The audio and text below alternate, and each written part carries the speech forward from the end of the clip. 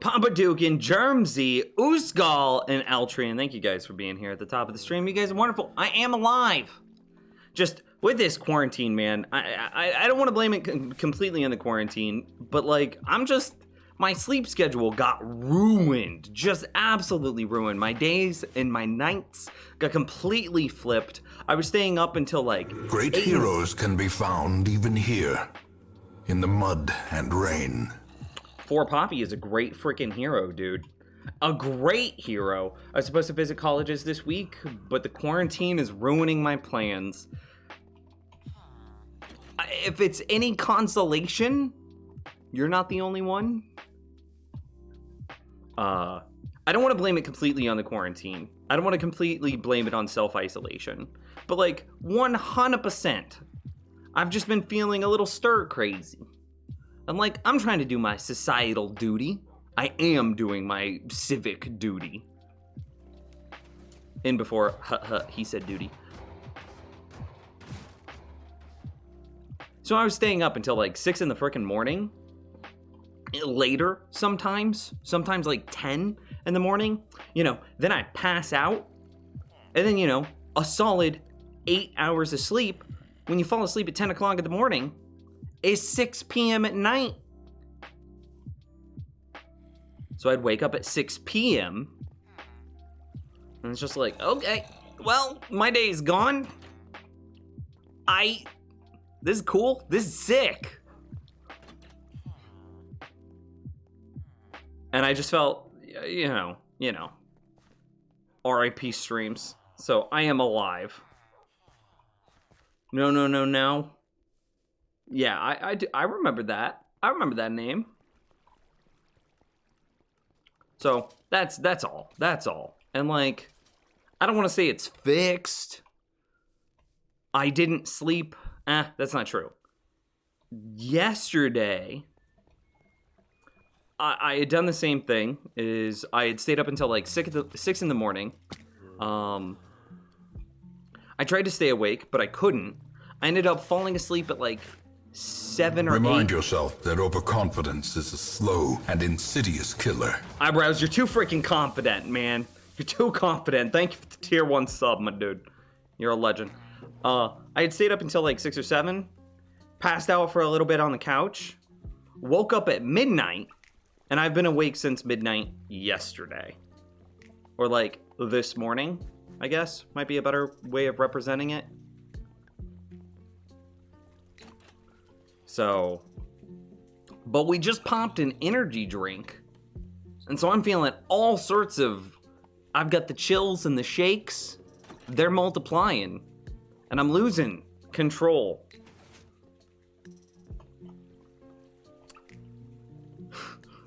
That was the dumbest joke ever.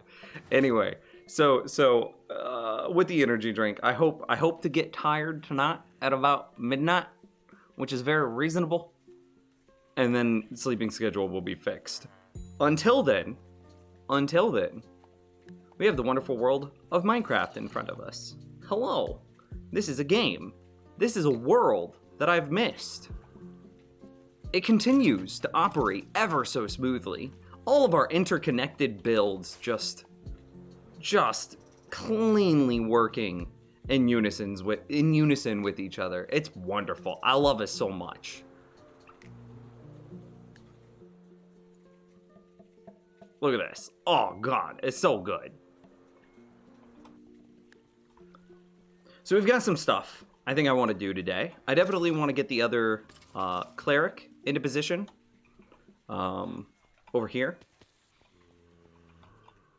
I think that's it's a brewing stand, right?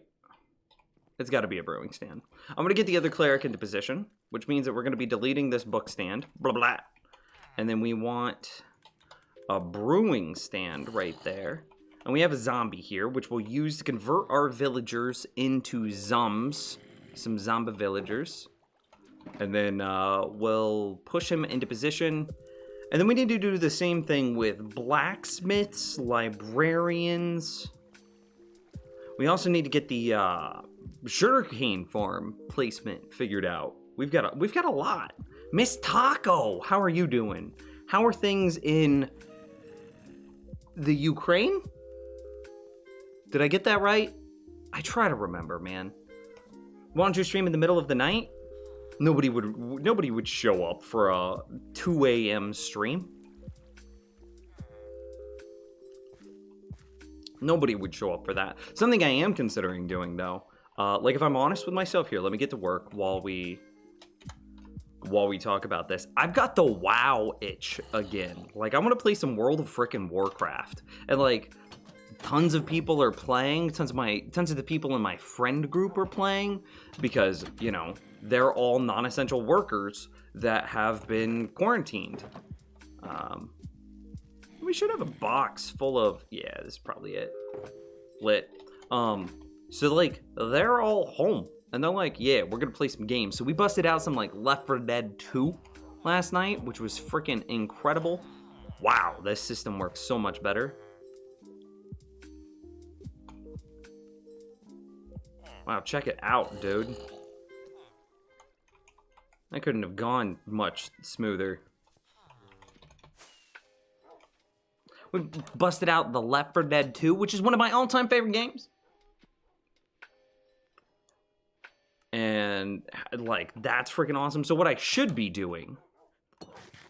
And, like, I've got the WoW itch again. Let me finish that thought. So, like, the Shadowlands is on its way, and all of the friends are home, and they're, like, picking up games that nobody's touched in an age, in a millennia. Oh, there's a... How did the... I mean, I know how, but, like...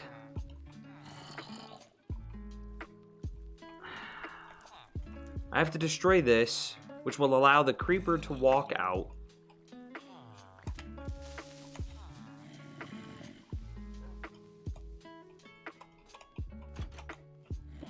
Ugh.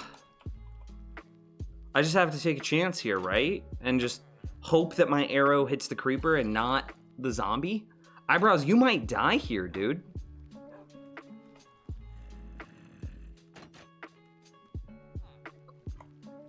Yeah, but like, if the creeper explodes, we also lose a lot more than just the zombie. Let's see if we can kite him this way. Will he look at me? Nah, he doesn't. Okay, I think we just shoot him, right? Great heroes can be found even here, in the mud and rain. A great hero! Seal! Prime sub. 7 frickin' months. You're a frickin' hero, man. Thank you. Almost. It's Hungary. Ah, damn. I tried. I was at least in the right region. I'll give myself half credit. Life has been quite stressful. I had to get away from the world, but now trying to get back onto everyday life. I mean, that's what... 2020 is going to be such an interesting year for, like, the history books, man. Like, it'll be very interesting to see how... Because, like, honest, one day, we're all going to be old. And we'll all have memories of what it's like to live through this. A good number of us will go on to have kids and families of our own. And one of the things that our families will talk about is what it was like to live through, COVID-19. So like, if you really want to be interesting, you should start a journal about this, and then you'll have like a first-hand account of what it was like to live through this. The Darkest Dungeon narrator? God, Darkest Dungeon is such a great game. Anyway, so I'm starting to get the WoW itch. And let's just take this shot. Was that it? Was that just one clean shot? No way it was that smooth. Hang on, let's put on blah blah armor. Dude. Easy. Starting to get the WoW itch again. So it's like, how do I... If I'm going to be sitting there doing a raid, doing Mythic Pluses, killing some scrubs in Battlegrounds, because that's my favorite thing to do in the whole wide world, is to just slaughter endless waves of enemies in World of Warcraft Battlegrounds, because I play a balanced druid, so I just basically run around, dot everyone up, and then whenever things look bad, I just you know, go into cat form, stealth, sprint away, and then whenever I drop combat, I stealth. And it's like, haha, I'm doing 1,000,000 damage, and now you can't find me. And then Star Surge is like the biggest damage cooldown in the entire game, and it's an instant cast. So then I pop out of stealth, I shoot the hardest hitting spell in the entire game, which is an instant cast, so I can do it while I'm running away. And then I go into like travel form, and then they can't catch me. And I'm like, ha ha ha ha, you can't get me. Nah.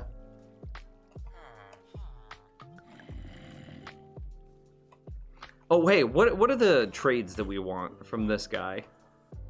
We definitely want rotten flesh and redstone dust. Is that what we got here? I mean, that's rotten flesh, redstone dust. Do we lock that in?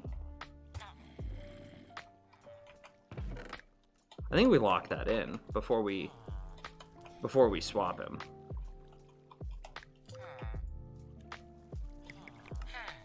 Okay, it's been locked in. What up? So what I was thinking, the reason that I bring all of this up, and it kind of goes well with Seal, Eyebrows, and 4 Poppy with their subs, is what I should be doing, and it goes into I should be doing late night streams, is I was thinking about doing like sub-only streams. I have a little button here that says like, make it for the audience to be either everyone or subs only. So if we're gonna do like a bizarre off, like kind of atypical stream, something that I normally wouldn't stream to the public, just make it subs, and then I should stream all the time.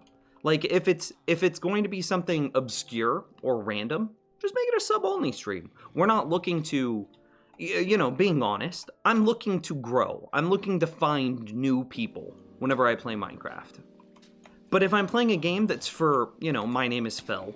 If I'm playing a game for Phil, like Left 4 Dead 2 or World of Warcraft, yo, that's a game for Phil. I should still stream it.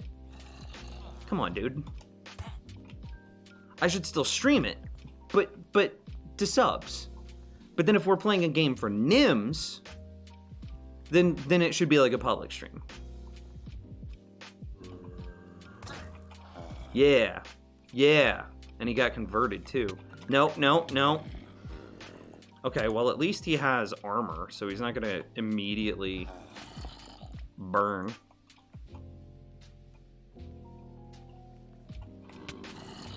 Okay, so now we gotta like face plant until we can push him out.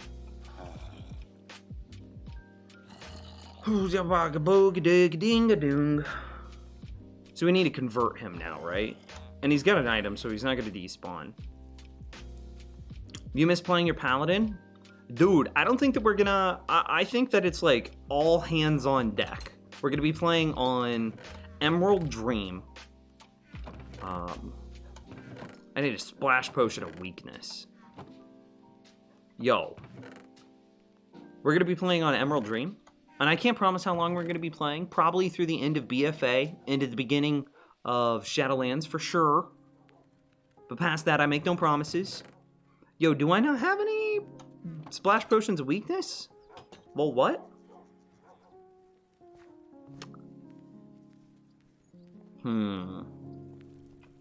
And everyone is welcome.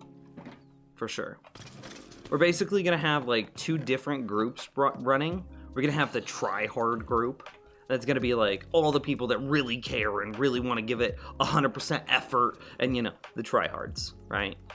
And we're gonna like yell at each other when we're bad, and then we're gonna yell at each other when we're yelling too much, and then we're gonna call each other assholes, and then when we finally kill it, we're gonna like cry tears of joy and tell each other that we love each other, when not 5 minutes earlier we were at each other's throats.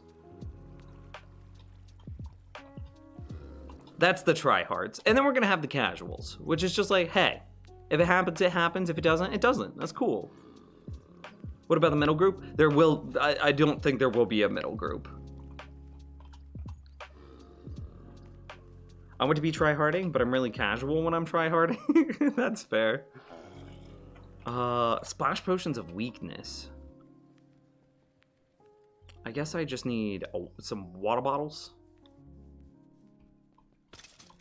I mean, the try-hard group's going to be the group where, like, hey, you're not up to snuff, you're getting cut. Hey, you're not doing this thing well, we're going to take a beat and we're all going to, like, stop and analyze your play until you're playing better. That's the try-hard group.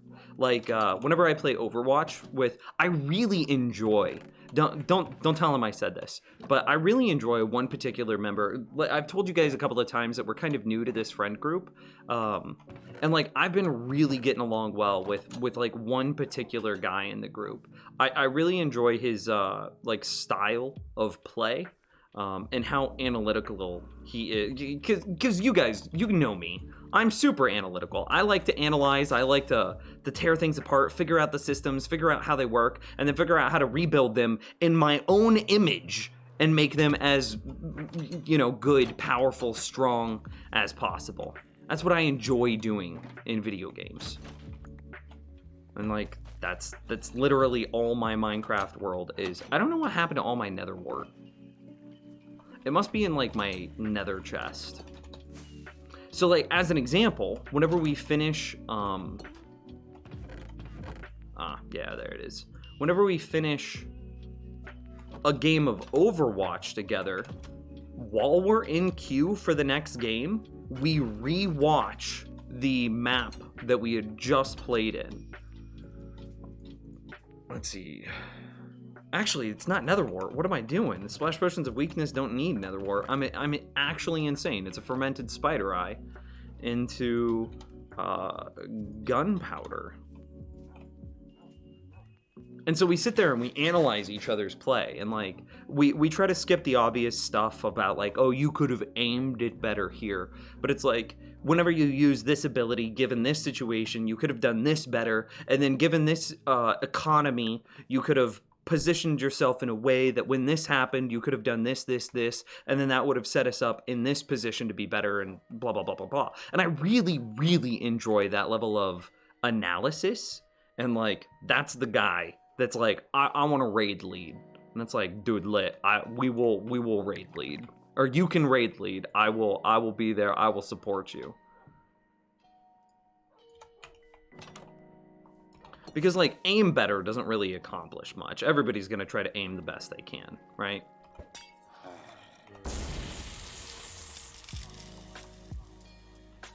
So anyway, I really enjoy that. What rank are you in Overwatch?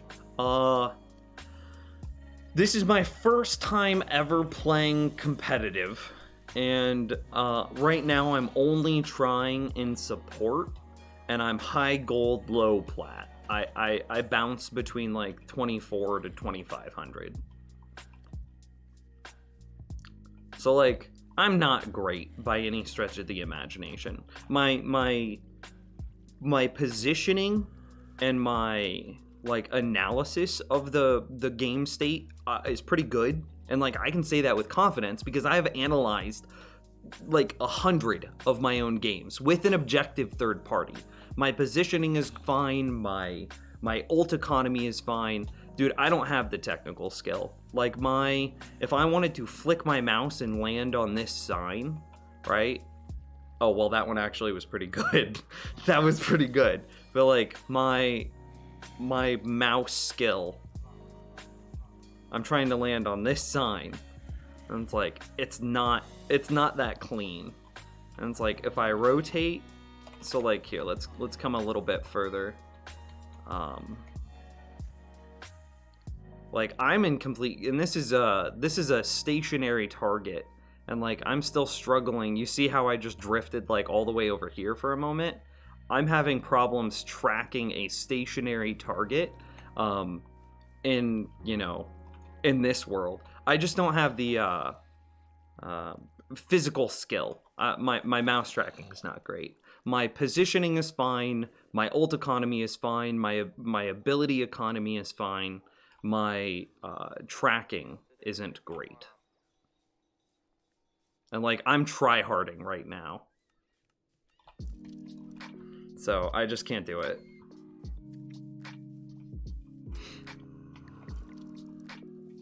$24, $2,500, that's completely average. Good on you. I mean, sure, thanks. I appreciate that.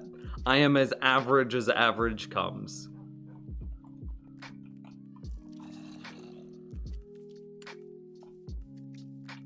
if I could, you know, maybe if I had, you know, what is it? A poor craftsman blames his tools.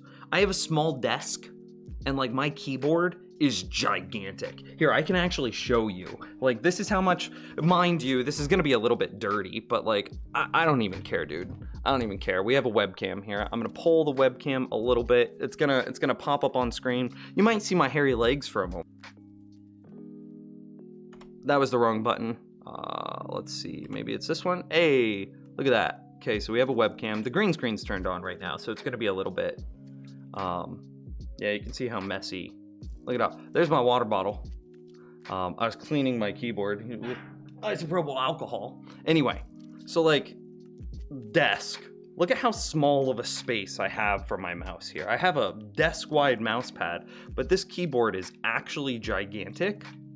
And then I have this like bar right here that makes it so I can't scoop my keyboard over any further. See, I just can't do it. Here, maybe we could do this. Yeah, look at that. Oh God, it's terrible. So I have, anytime that I'm trying to like quickly flick to the left, I bump into my keyboard like this.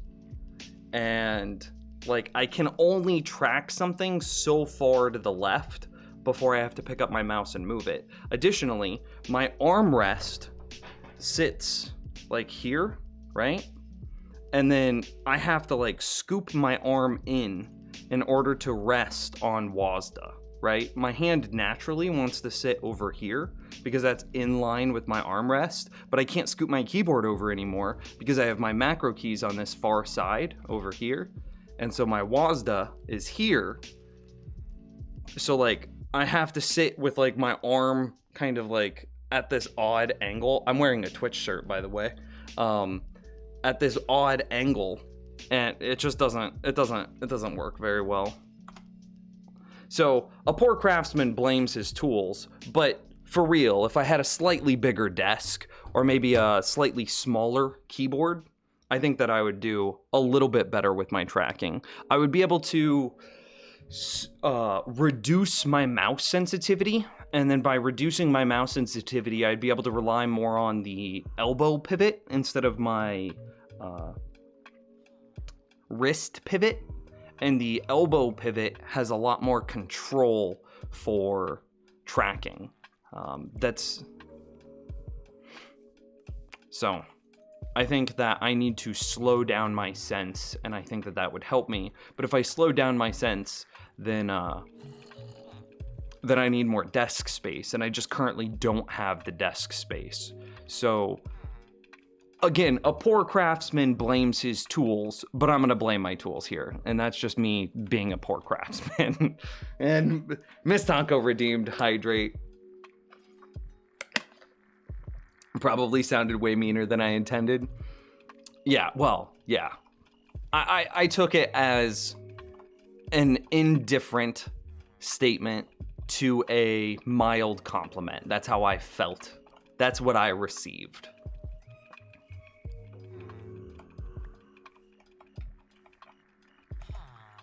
Okay, well, we got him down to 26 rotten flesh. Let's take a look at like how fast our rotten flesh supply builds up. It's not super fast. There's a thing you can do in Overwatch to train your aim. Make a custom game with 6 Anabots on the opposite team and set it to headshots only. Remind yourself that overconfidence is a slow and insidious killer. The overconfident Christopher. Thank you for the tier 1 sub. 9 months. We just had a stream, baby. Hey, just got here. What did I miss? Well, we've only converted 1 villager, and we've talked a lot about like game theory, and I've really enjoyed the conversation. There's also aim arena in Overwatch that you could do. It's basically hit scan heroes only. You're in a giant contained room, and there's like 20 people running in circles inside of it. It's a custom map. If you don't know it, little R, you should definitely look into aim arena. It's wild. Do we convert him again? I think we convert him again. Is this burning through my golden apple supply? Maybe. Let's see how much gold we have. Not a lot. Charmin, what's the easiest way to get gold? Do we build like a giant ender portal farm? The problem with building an overworld gold farm based on ender portals is, doesn't it eat the mob cap, and that would again reduce the rates of our darkroom spawner? And is there an off switch for a giant ender portal farm? If it's just a single portal, then yeah, you can have an on-off switch. But if it's multiple portals stacked one in front of each other, you can't have an on-off switch, can you? Mob cap and lag. Do ender portals create lag? Make an automatic... There's a cat. I'm gonna kill it.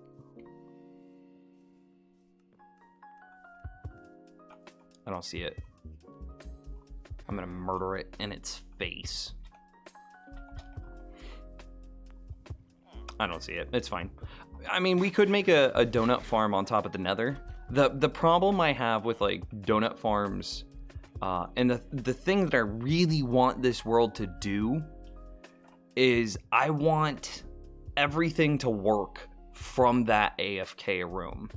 And so I can't have the gold farm working while I'm inside that AFK room. If you convert a zombie into drowned, can you then... Did drowns then...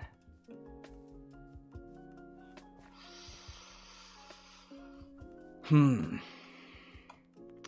drown then drop gold ingots?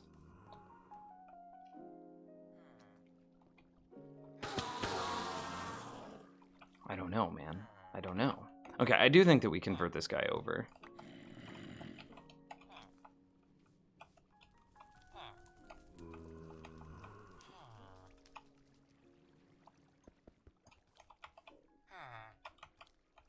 We get him murdered again.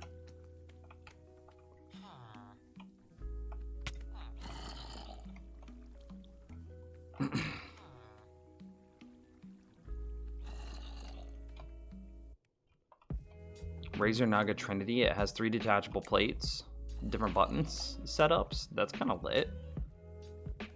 Elbow pivot is better for big movement, but on low sense, your wrist movement is very accurate for small movements. Exactly. So, again, a bad craftsman blames his tools. So, I definitely have room for improvement. My movements are kind of jerky and staccato. They're not smooth enough.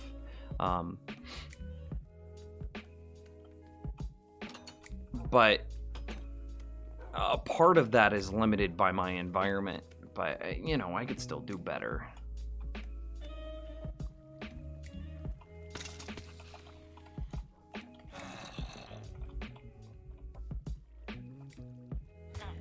Yeah.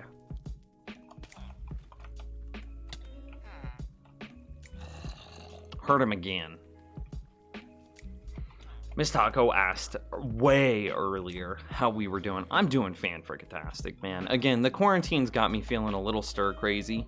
But overall, I have my health. I am, YouTube and Twitch are not at risk. So, while we have people supporting us, I can continue to make content. So, I don't want to say that I have an extreme amount of job security because, I'm effectively crowdsourced. I'm effectively crowdsourced. So if the crowds stop supporting, then, my job's at risk. But, everyone would have to have that problem simultaneously. But then again, everyone is having problems. Everyone in the world is experiencing COVID-19, SARS-CoV-2 simultaneously. So, it could happen. Girlfriend's job seems pretty stable for now. There's some just like every job out there right now, it's like okay, maybe we take a little bit of safety here. Yeah, there we go. Wait, no, that's eyebrows.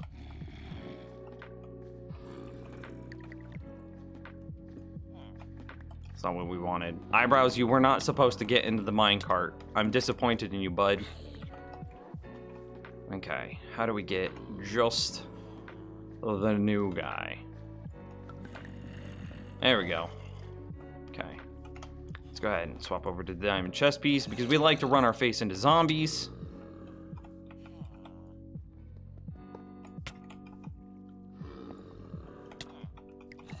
And this guy cannot pick up items, therefore we should be mildly careful about distance that we move away. Oh, geez.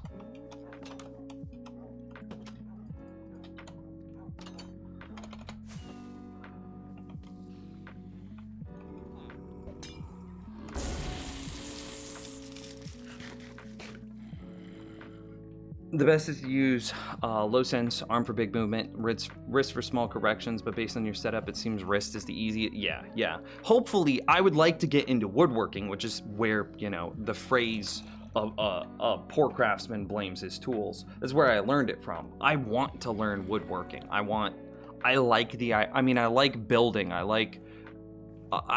like working on things and then having, you know, effectively sketching it out in my mind or on paper and then having it all come together in this like really intricate fashion to build something greater than the sum of its parts. That's what I like to do. I get the brain tingles. I get feelings of satisfaction when I do it. And so like, because of that, I would like to get into woodworking. And I think that it would be very fun and very interesting, and it would be a very rewarding hobby. So one of the first things that I want to do is I want to build my own desk. For multiple reasons. Way back in the day, I found a local woodworker, and I was like, hey, I will sketch up a thing in like CAD, if you'll make it. And he was like, yeah, sure, no problem. And I'm like, could I get a quote for something like this? And I sent him a really rough sketch before I drew it up in CAD. And I was like, yeah, could you do something like this? And could you give me a quote on it? And he's like, well, depending on what you want, the base for that is gonna cost $1,000. And I'm like, whoa, $1,000. I was expecting like $300 to $500, not 1,000. And I was like, for $1,000 freaking dollars, my dude, I could get a decent entry-level table saw, a decent entry-level miter saw. I can't get I could get a planer, but like if you just buy hard lumber from like a lumber store, then you don't need a planer. And it's like, I could buy the basics of this stuff. Again, a table saw, a miter saw, and you really don't even need like a miter saw. I could buy the basics and all of my lumber for cheaper than this. He must be paying himself a ridiculously high labor rate. And then it was like, well, I also want to make an entertainment center, you know, for the living room TV. I would also like to have a custom one of those. And it's like, well, if it costs $1,000 for the desk, I bet it's going to be about $1,000 for an entertainment center in the living room. And then it's like, I want custom end tables for the bedroom. And it's like, okay, well, if it's $1,000 for that, custom end tables are probably going to be about $200 a piece. And it's like, yep, okay, so now for these custom pieces of furniture that I want, we're talking about like $3,000. And it's like, for $3,000, I can buy all of the equipment that I need, the lumber, and I could take like several online classes of how to do it myself. And then I also have like do it for cheaper. And then I also have a really interesting skill or hobby that I've now acquired in doing it myself. So I was just like, let's do that. Let's do it that way instead. So one of the first things that I want to build is my desk. And there we go. He converted over. One of the first things that I want to build is my desk. But, you know, with COVID-19, it's like, well, is now really the time to be building a desk? Is now really the time to spend a bunch of money on lumber and non-necessary hardware to support a hobby? No, it probably isn't.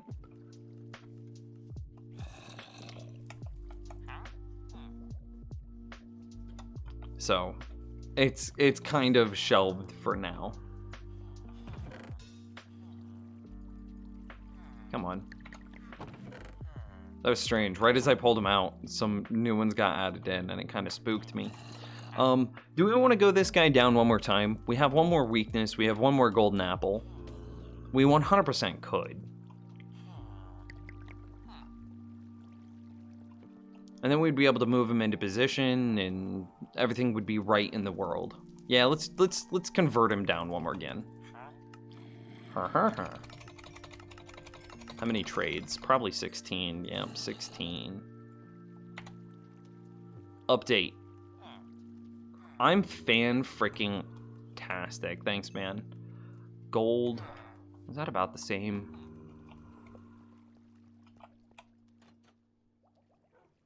Well. Huh? Huh.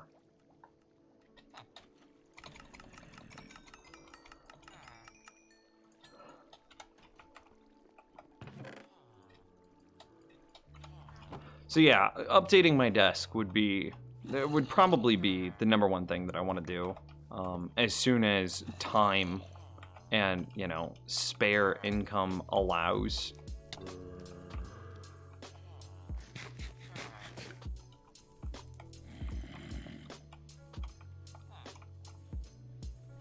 He's attracted to me and not the villager. Which, who wouldn't be attracted to me? Look at me. I'm so sexy. Look at me. I'm beautiful.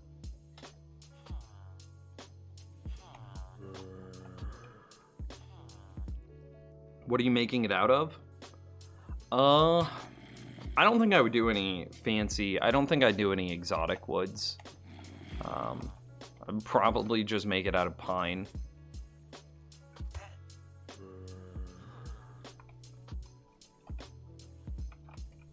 Now would be a pretty good time to learn a skill. Well, I mean, if we're being honest with myself, for me as a content creator, or like as a streamer or YouTuber, now is the best time to like throw myself into content creation and not learn a new skill, because everybody, like, we're just gonna speak straight truths right here, man. And I'm not trying to like capitalize. I'm not trying to scalp here. I want to say that first, but like, the world is hungry for entertainment right now.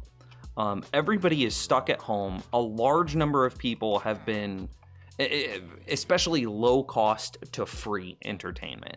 I should state that as well. The world has been laid off. There are a record number of people working from home. There are a record number of people. Oh God, no, little buddy, stop! Don't burn. Don't die. Okay.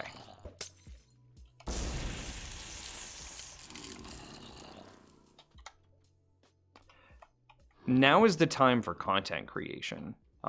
There's tons of people working from home. There's a ton of people that have gotten laid off. There's a ton of people. People have a ridiculous amount of free time on their hands.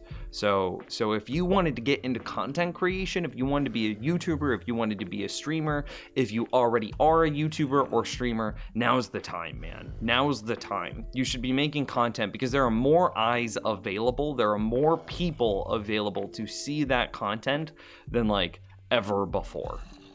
And so realistically, from a content creation perspective, that's what I should be doing. With all of the free time that I have because of COVID-19.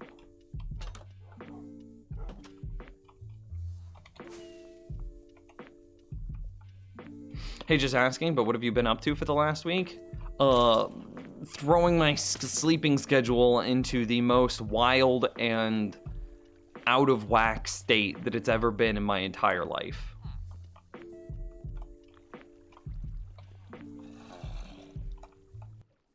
My sleeping schedule has been absolutely terrible for the past week. And that's largely why I haven't streamed, because I've been waking up at like 6 o'clock at night and then going to bed at 10 a.m., which is where I normally stream. It's somehow managed to I've been asleep basically the entire time that I normally stream. People are being forced to learn what a great idea online is, and some are learning well enough that it isn't for them. I mean, that's true. I kind of disagree that some people are learning that it isn't for them. I think that everybody can learn. There's some things that, like,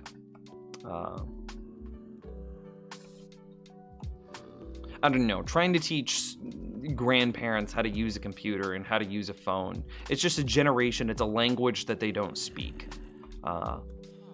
And I'm sure that that's true for, like, working online. I'm sure that it's just a language that some people don't speak. And that's difficult. But I think with the right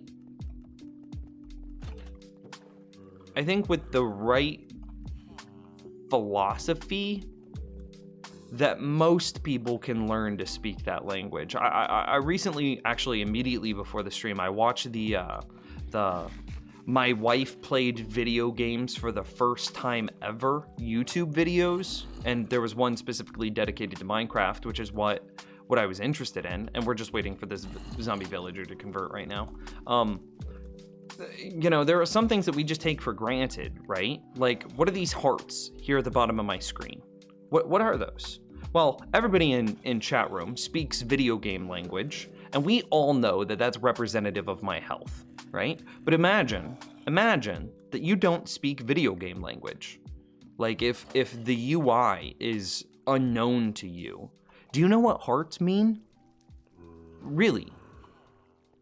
Is it love level? Is it somehow representative of my popularity? It could be. If you don't know video games, it could be. What is this? What is this, like, white t-shirt thing? You know, we speak video game language, so we could pretty well tell that that means armor. But if you don't speak video game language, maybe it's like what clothes I'm wearing?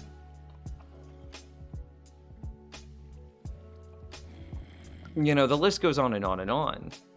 So I think that, yes, some people are finding out that it isn't for them, but that's just because it's a language, almost literally. And just like learning a language, there are basic principles to video games or the internet that people need to learn. You need to learn adjectives and pronouns and conjunction, blah blah blah blah blah, right?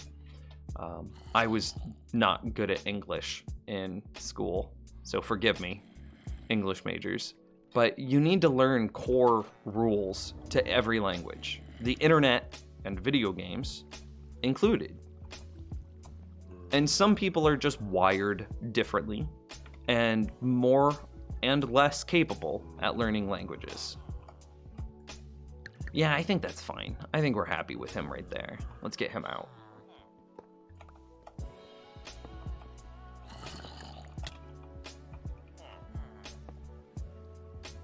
It doesn't really matter which way it connects, it just needs to connect. So I think everybody could do it. I think everybody could do it if they set their mind to it. That's really my point. I think that humans are capable of just about anything that they set their minds to. Sick.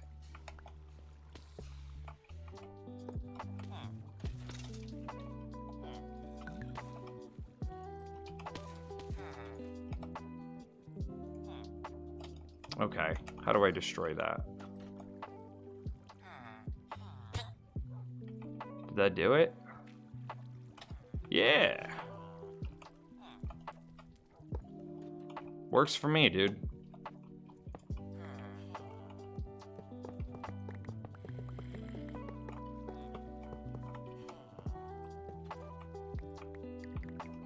I'm a little bit behind on chat.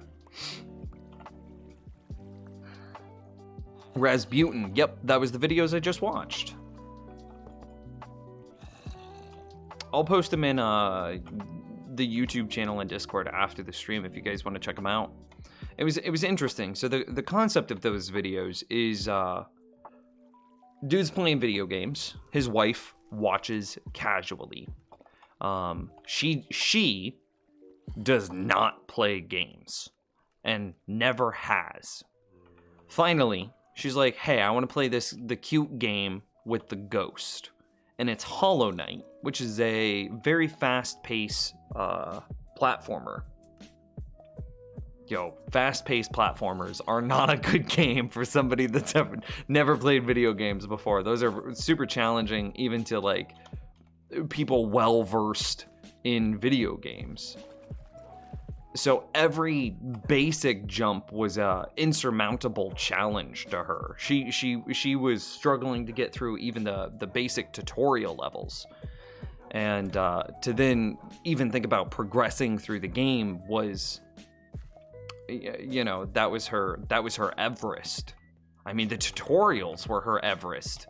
Getting past the tutorials was like getting to outer space with like a tin can and a firecracker. It's just not gonna happen. What did I need to do next? I need to farm gold somehow. How do we farm a large amount of gold in a reasonable amount of time?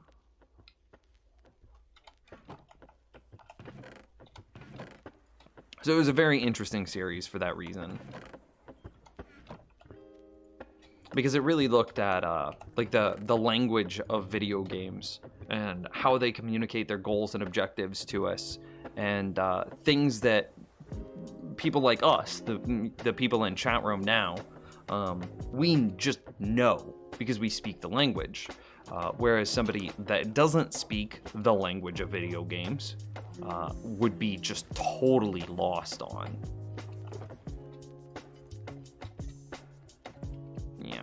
Yeah, okay, I think that's all fine.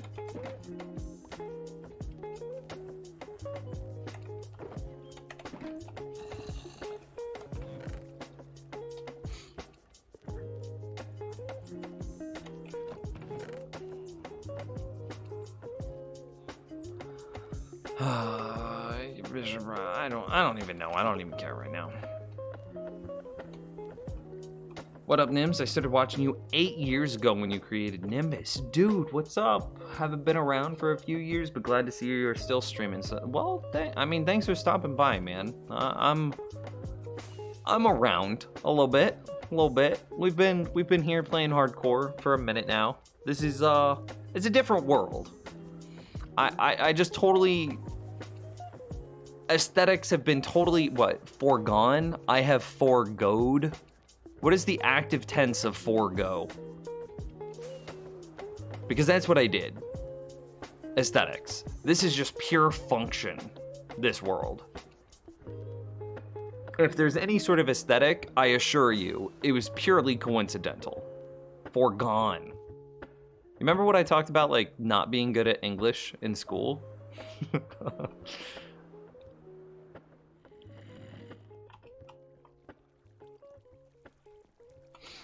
I should be more specific. I think pastors are going to enjoy creating video devotionals. I have some professors that are taking the Zoom classes in stride and others that are learning how much they enjoy their lectures. I see. It's like the human interaction. It's not necessarily the technological component. I see. That makes way more sense. I stand by everything I said, but I was responding to the wrong aspect. How's it going, Flame Wheel? That's what happened to my dad. He played through the original Wolfenstein game when it first came out, recently got the new one, and he couldn't get past the tutorial. I mean, yeah, my dad would probably be the same way. My dad was really good at the original, like, Doom 1 and Doom 2, which are very comparable to Wolfenstein. I mean, it's basically the same game. And I guarantee if I were to sit him in front of Doom Eternal, it just wouldn't go well. Dad is really good at Tetris. I remember my dad was so good at, like, Doom 2. We would have, like, LAN parties in our house. My dad is software development, and so I just grew up around computers. So we had a bunch of computers around the house. He was able to set them up all on, like, one local network, and then get Doom 2 running he got 4 copies of Doom 2, and then we would all play together, and we would have, like, actual tournaments. We would have 4 people sitting down at various points in the house. I had a computer in my bedroom. Dad had a computer in his bedroom.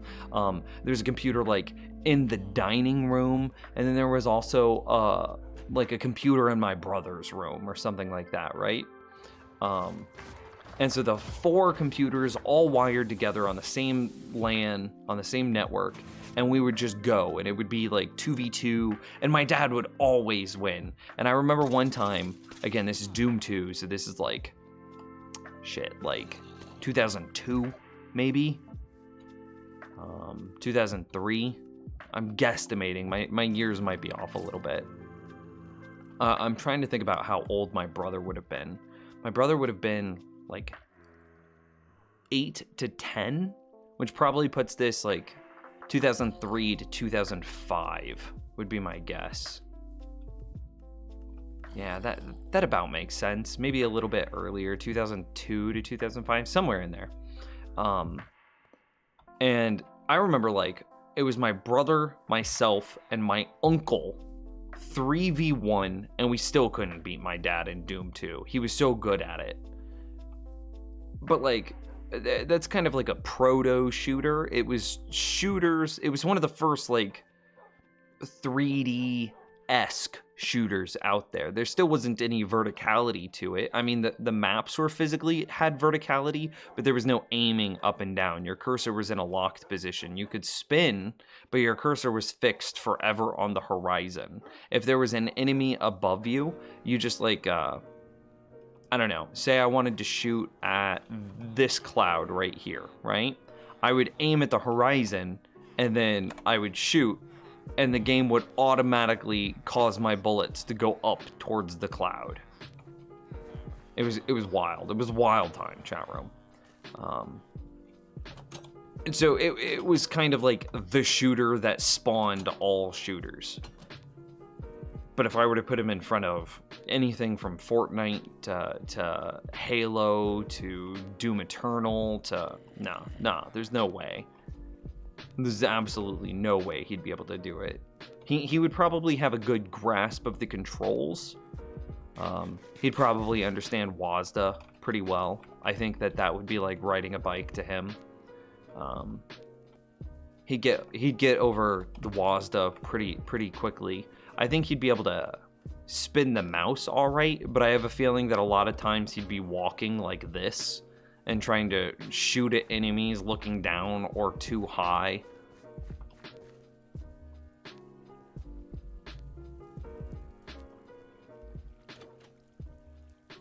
Private Matt, how's it going? Wasn't it a game that was played with keyboard only? I don't remember, was it? I don't think so. Because you had to spin. By the way, I feel But bad. it's possible that it was WASD and arrow keys. And like you had 2 hands on the keyboard. One hand WASD to move in WASD. And then arrow keys actually spun your reticle.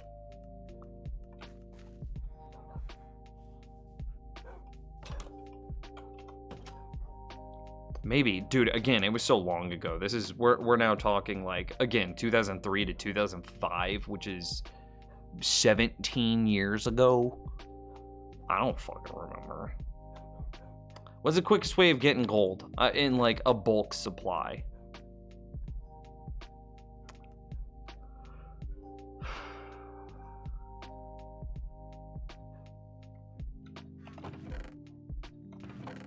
I don't really want to build a...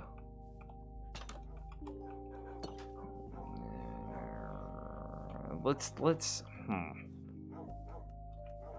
I really don't feel like getting on top of the Nether. I really don't want to.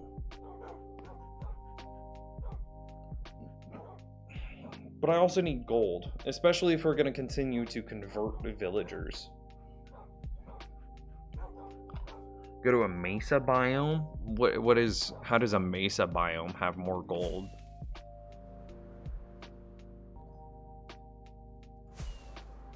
Let's make an overworld gold farm. We talked about this a little bit at the beginning of the stream.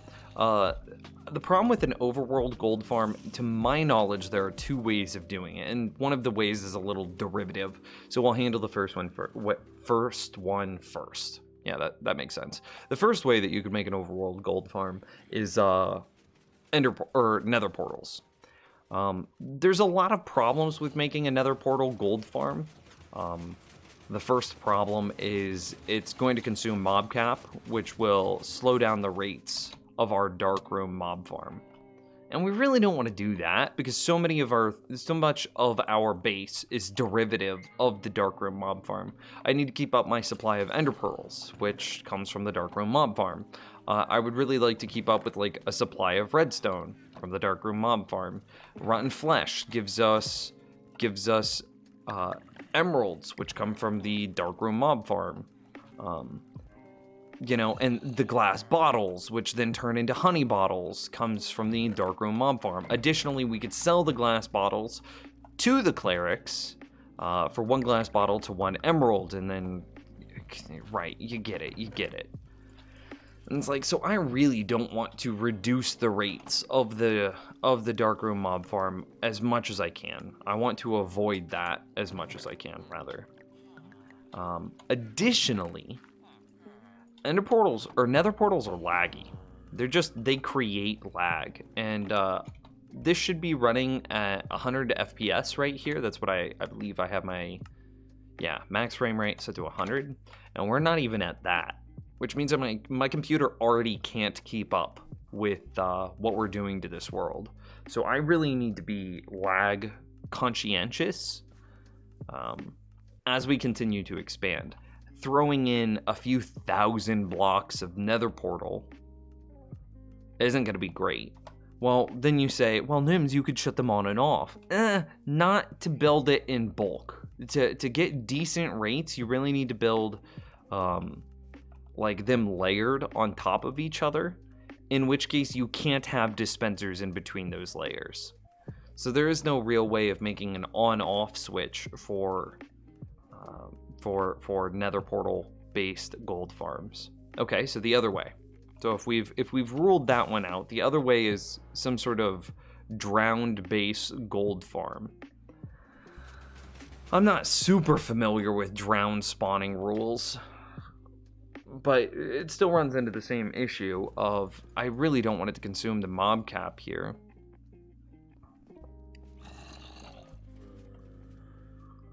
But that's not, it wouldn't be that big of a deal because at least drown-based gold farms we'd be able to turn on and off as needed.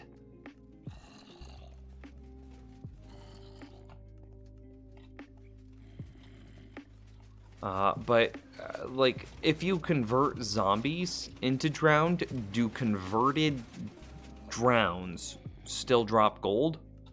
Question mark? I don't know.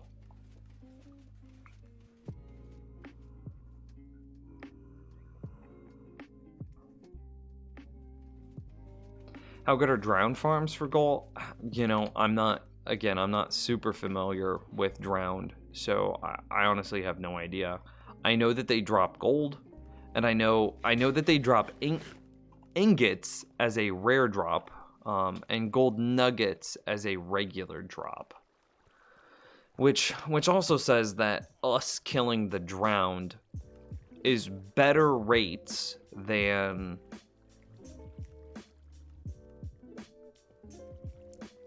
Yeah, if we, the player, kill the drowned, it's better than automatically killing the drowned, which we could definitely work with that. You set up like a resistance. We've already got it turned on here. You set up a resistance to regeneration beacon. You have the player go AFK while holding a bottle, or excuse me, not a bottle, but a bowl in their main hand. And then, I don't know, like a looting sword in their offhand or something like that. And then... you go AFK with a full suit of Thorns armor, and then you position yourself while holding the bowl. You are looking at a mushroom holding right click. As the zombie damages you, you will well, first you'll fill up your bowl with mushroom stew. then as the zombie damages you and causes you to lose some hearts, your saturation will go down, so your hunger goes down, and then you will eat your mushroom stew, and then because you're holding right click, you'll immediately refill the bowl against the mushroom, and thus repeat the process. So you can AFK farm rare drops infinitely. And then, of course, you have resistance to regeneration, which complements the staying alive etude. So you can AFK farm rare drops infinitely. It's possible. It needs a mushroom, a couple of beacons, a full suit of diamond protection 4, thorns armor with mending as well. But it's possible. It's possible.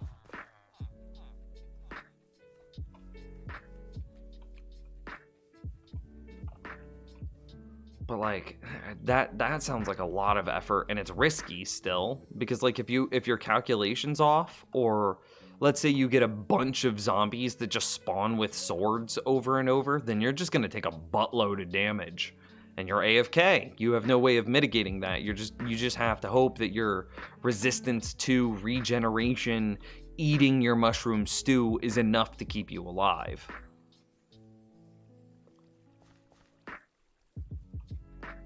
And yeah, of course your armor would have to have mending.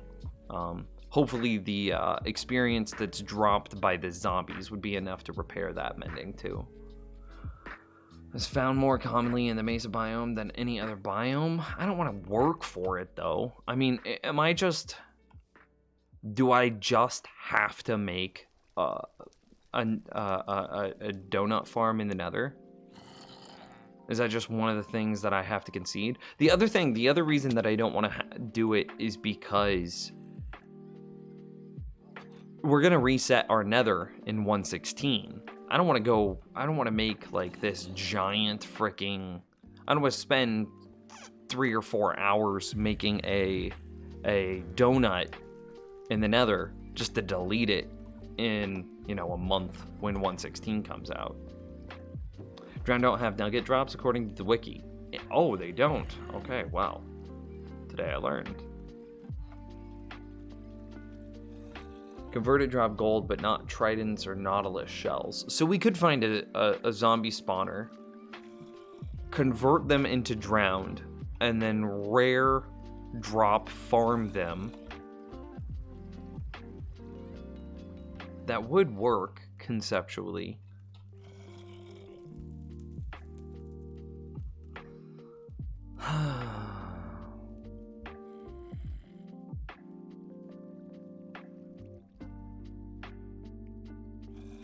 There's no way that I could take the zombies out of this thing and like convert them, is there? No, we'd have to have some sort of advanced filtration system.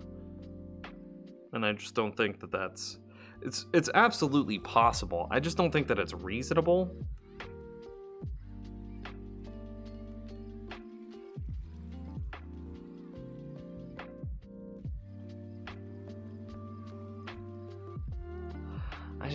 I can't think of any other way around it. I think for now we brute force gold mine in like caves and whatnot. Eventually we build a donut in the Nether after we reset our Nether for 1.16. I think that's the only solution. I don't think that building like another portal-based gold farm is a good idea because of the amount of lag that it will generate, and how you can't turn it on and off, which means it'll be permanently competing with the Darkroom mob farm. There's a better way of getting gold in the new patch. I mean, what? Wait. Don't you throw gold at the piglins?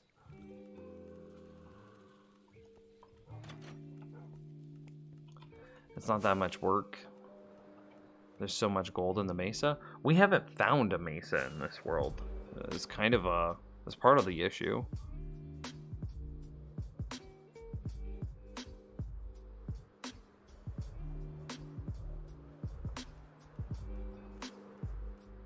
A river base. So you can make So I could conceptually make this river. That's interesting. Since rivers spawn drowned,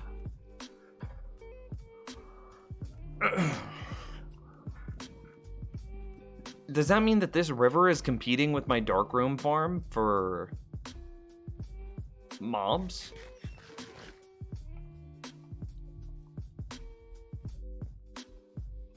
I never considered that. That's interesting. So realistically, to get the best rates possible out of the Darkroom farm, I should convert everything here that says river. Boom, says river. Plains. River. I should fill everything that says river in. Either delete the water. Presumably they can only spawn in water. I actually don't know their literal spawning algorithm. Nope, that's not what I wanted. Not what I wanted.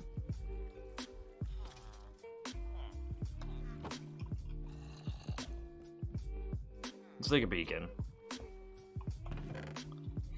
And then, what, like 3 stacks of iron? And go flying.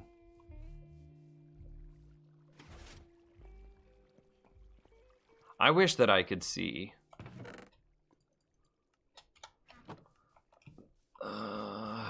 Let's see. Maybe we make some maps? That would be kind of cool.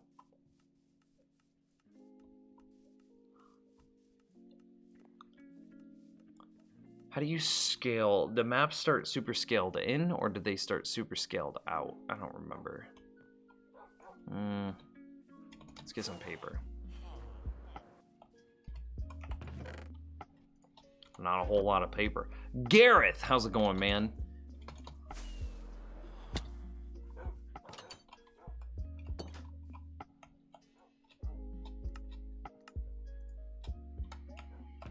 We want some redstone and some iron. That's how you make a compass. We do not have a lot of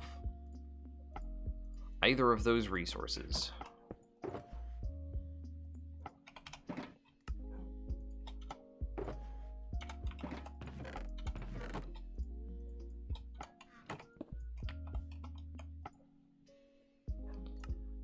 And then we should be able to make a map now. And a map paper. Why doesn't it show up in the crafting recipe?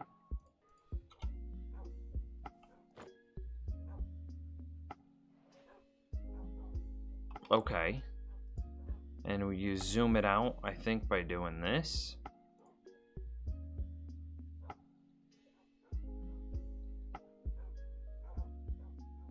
Is that right? How do you scale out a map?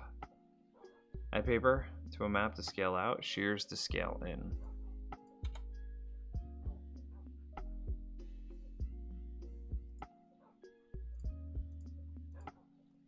Far out can we go?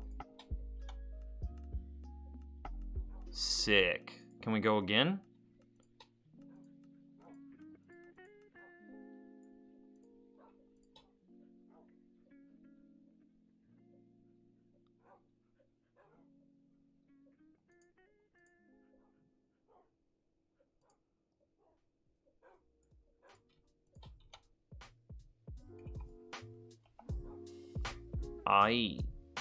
That says level 4 of 4. I'm going to assume that we can no longer scale out.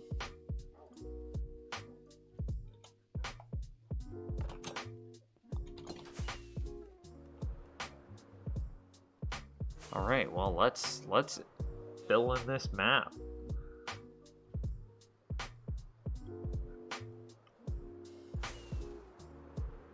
See if there's a mesa anywhere in this area. I super doubt it, right?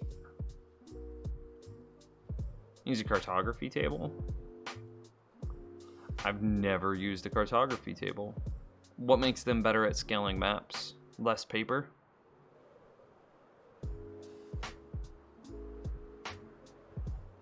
I'm going to assume less paper.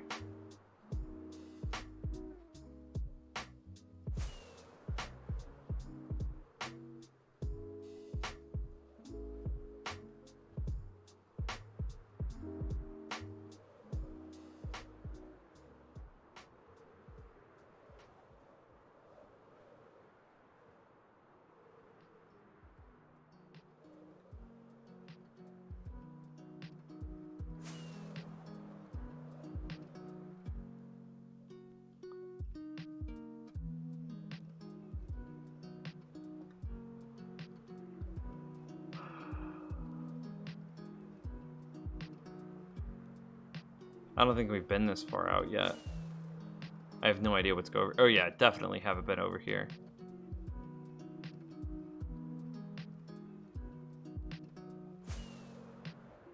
I had no idea that there was a, what is this, a savanna biome? Oh, dude, we were this close to a freaking desert. I have annihilated so many beaches. Oh, hey. Is that... What? Is this for real? Dude, this world is awesome with its generation. Look at this. This is a desert temple inside of a village.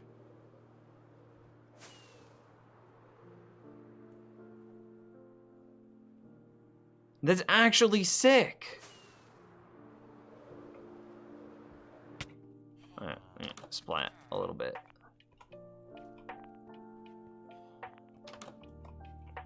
Okay.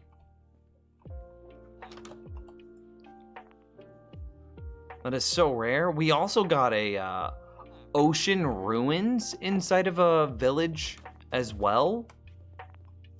Oh, that's not terrifying. On our way here, we flew over it. I'll point it out as we fly back. Like, dude, actually sick. If I did, you know, it's kind of cheap content to do seed highlight videos, but like this seed is actually wonderful. A village pyramid, and then we also have village ocean ruins.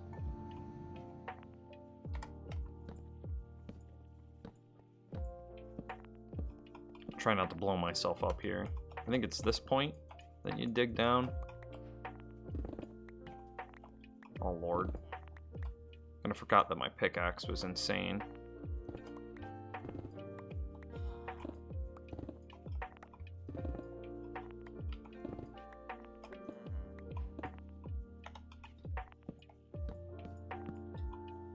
I think we're okay.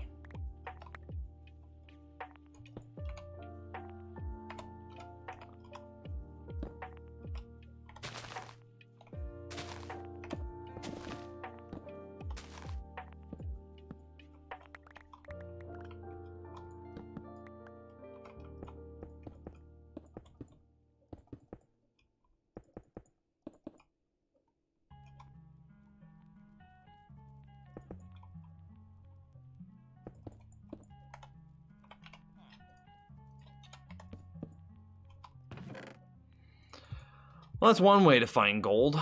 I'll take the spider eyes as well. I don't care about any of it. Don't care about any of it. This is probably the worst pyramid I've ever seen. There was 4 gold and 3 spider eyes worth of stuff in here. I mean, I'll take 2 iron ingots, I guess. Just in case we come across them. It doesn't even matter. Worst pyramid ever.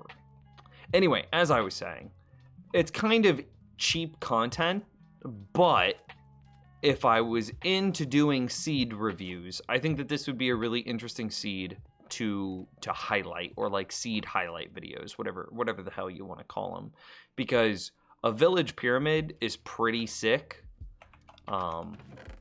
As well as, well, there's, dude, I got more gold from the village than I did the pyramid. Insane. As well as the ocean ruins village. It's just wild, dude. Wild.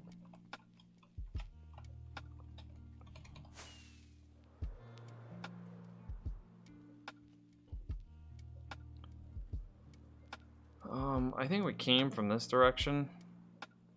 So I want to, you know, this is an arid climate, which means I want to explore near this and hopefully come across.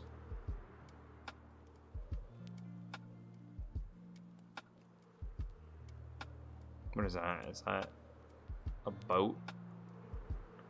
Yeah.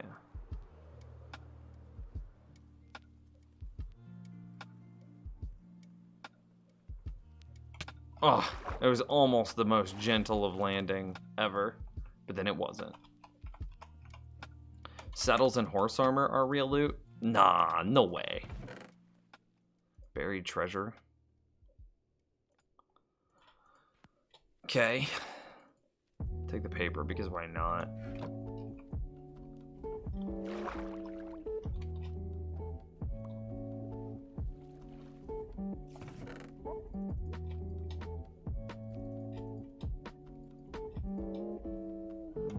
I don't think we care about the rest.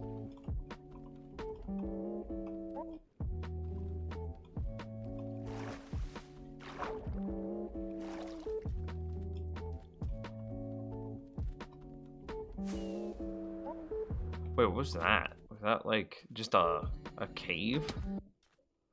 Or is it something special? Nothing special. And this is just the desert well, right? Desert wells were never updated. They're still just little basic structures. As far as I know, they are.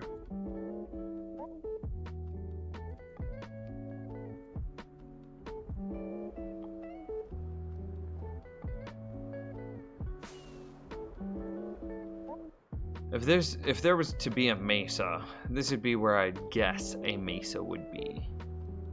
Next to, because I believe they spawn next to other arid climates. And I know, chat room, I know you don't believe me, that climates or things prefer to spawn next to other things, but I assure you that that is how the game works.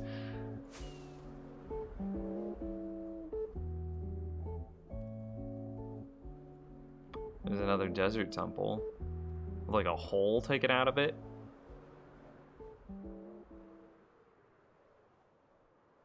Is this a desert temple boat?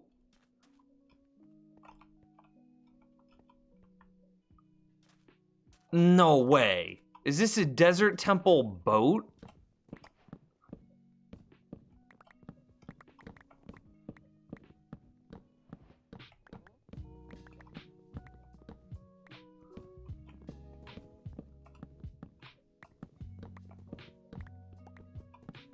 Dude, this is absolutely wild.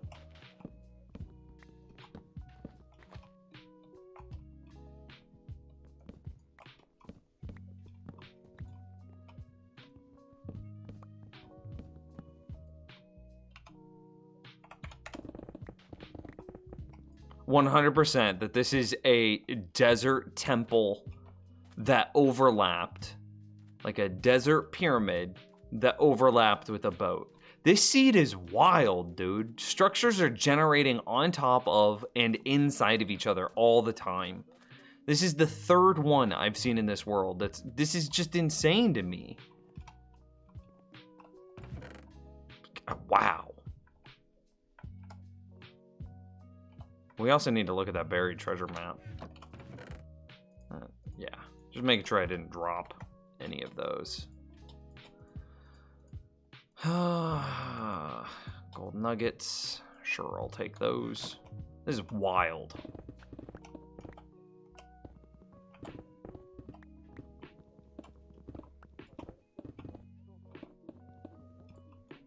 I have no idea where the second treasure chest would be.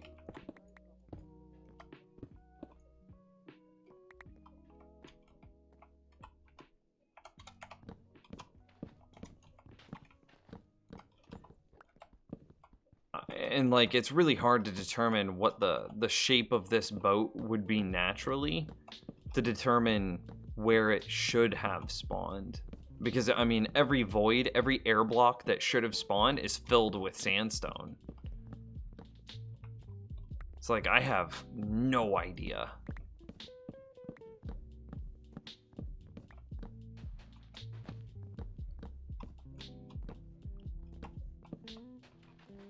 Oh.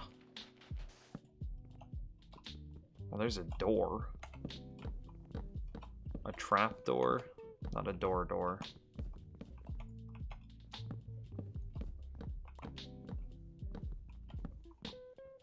This is just wild to me.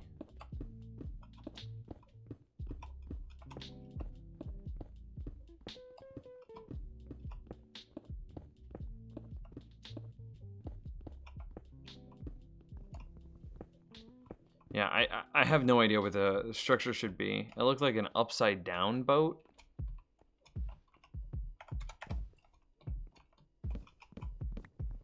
I mean, that doesn't really help me, though.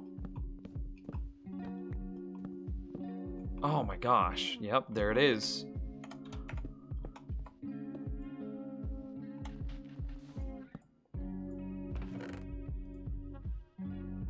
A second one.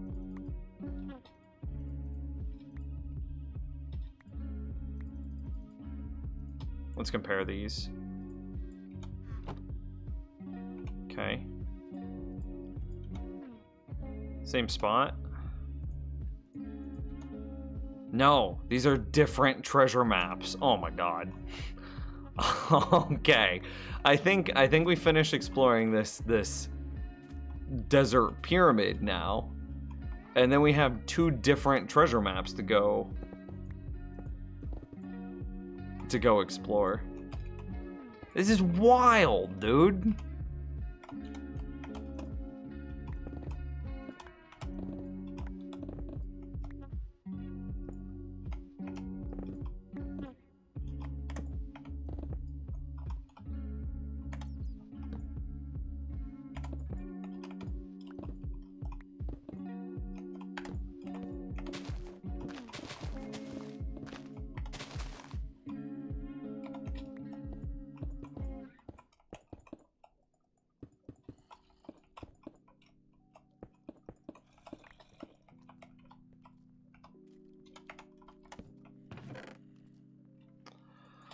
Nothing in chest 1. Nothing in chest 2. Nothing in chest 3. 3 gold ingots in chest 4. And Unbreaking 3. I guess I'll take Unbreaking 3, sure. I can't believe that we got 2 different treasure maps as well. This is insane. This feels like absolute insanity to me. I need to travel northeast.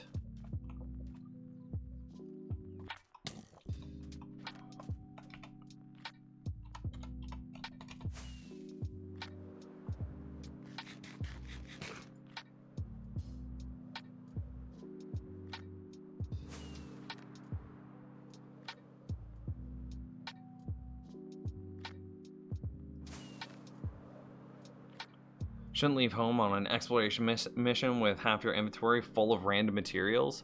It wasn't really full of random materials, though.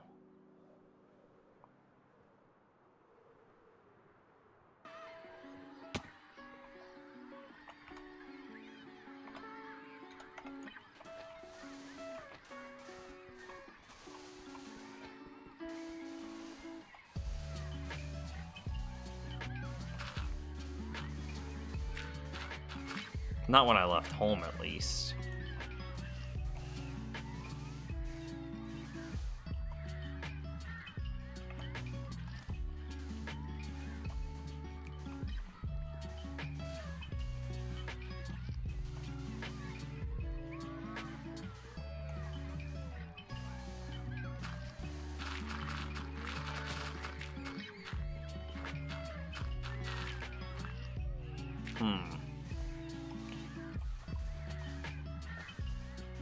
Do an elbow reveal?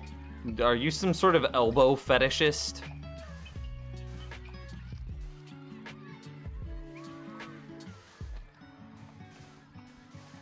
Dude, it's okay. Me too. I don't judge.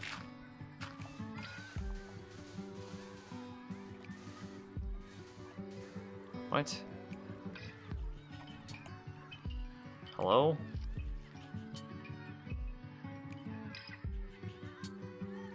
It should be further. Oh, there it is.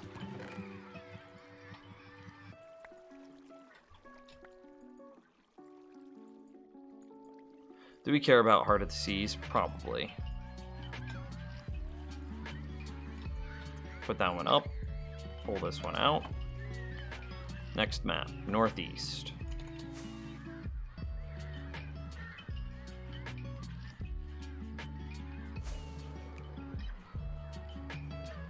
You found a blue Pokeball? Yes, is this the Master Ball? Did I do it?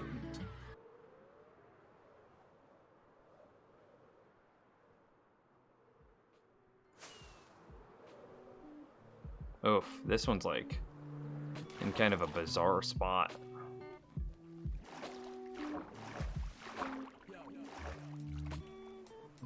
Like straight down from right here. Whoa, did I? Oh, okay. I was all excited. I thought that I got that like right off the bat.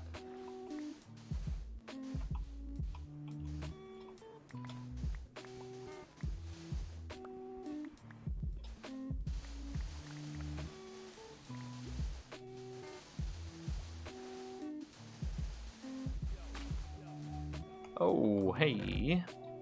2 more diamonds. God, I'm loving all the gold, man. That's really what I came out here for. Take some TNT into the heart of the sea. Okay, and then we're done with that map. Sick. Now catch Moltres. You don't need a Master Ball to catch Moltres. You just need to save your game and then spam Ultra Balls at it.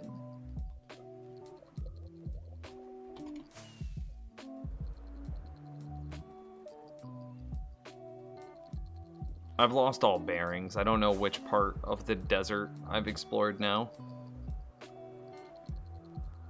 Nah, I remember as a kid, I would spend hours, like, saving right before the Mewtwo battle, and then, getting him down to, like, sub 10%, spamming, like, sleep on him. I don't remember what exactly, like, sleeping something, and then trying to Ultra Ball him. And I remember I would catch Mewtwo without my Master Ball. And I remember being a child and being so excited that I had done that. It was like, that was one of my most prideful moments. Make a gold farm? We've talked about that a lot on stream already. Basically, oh, look at that pretty coral chat room. We basically came to the conclusion that building a nether portal based gold farm would not be suitable for the world as we are constructing it. And building a donut based gold farm is not a good idea because we are the nether update is coming out soon, in which we will reset our nether, thus deleting our donut gold farm. So, like, don't want to spend a bunch of time on a donut gold farm if we're just gonna delete it. There's another ship. I don't really feel like clearing it, TBH. Looking for a mesa.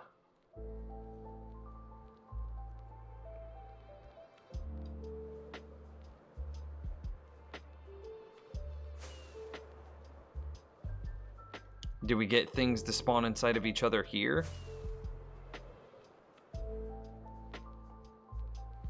Nah, this one just looks standard. Good for you guys. No weird generation. Sorry that I spawned a bunch of zombies inside your village, though. What a bizarre little patch of land for a village, too.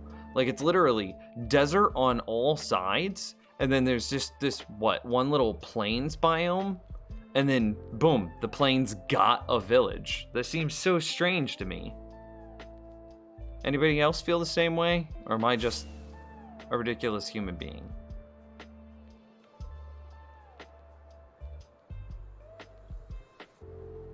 Maybe I should have checked their blacksmith to see if there was any gold inside of that. Yeah, let's go do that. Do they even get a blacksmith?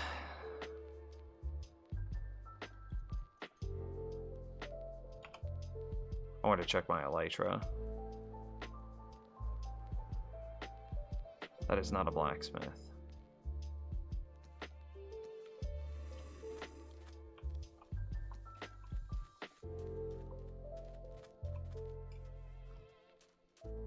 I have no idea what building this actually is, though.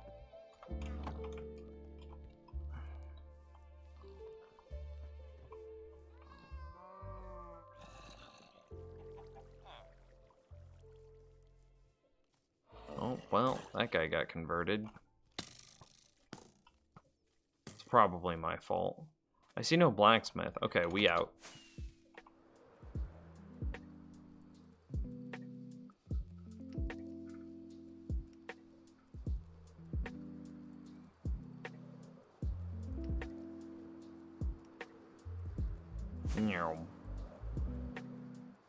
Still no mesa.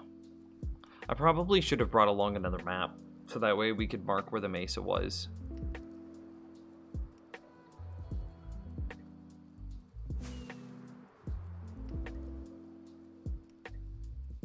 Villagers must hate the player. All safe and sound. When one night a villager passes by and suddenly they are under attack by zombie skeletons and giant spiders. Dude, ain't that the truth? Another village. Whoa, what is that giant pillar? Whoa, this is some sick generation. Look at this. Look at this, dude. What? We've got a little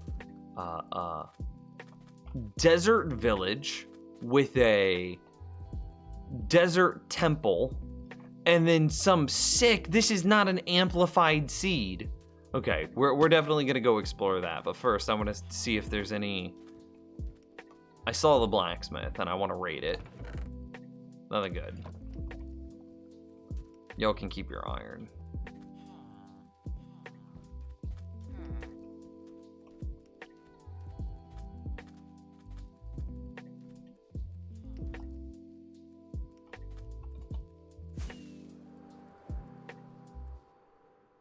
Whoa, dude. Yeah, we definitely messed up. Clearly, we should have made our base, like, right here.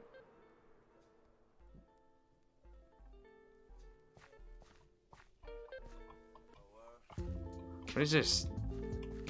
Shattered Savannah Plateau. Wild, man. Absolutely wild.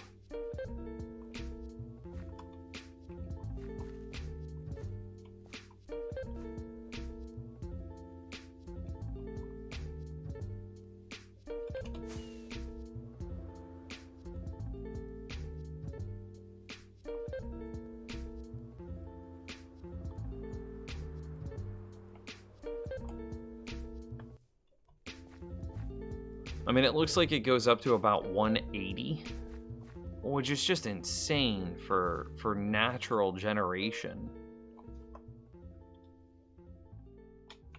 How are we doing? Our elytra is more than half. I'm not worried. And have 15 rockets, though. I think at 10 rockets, we go home.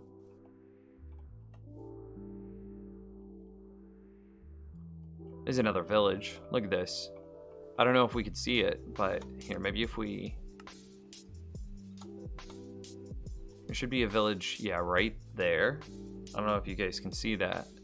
But then, there's another village here. There's so many villages in this seed.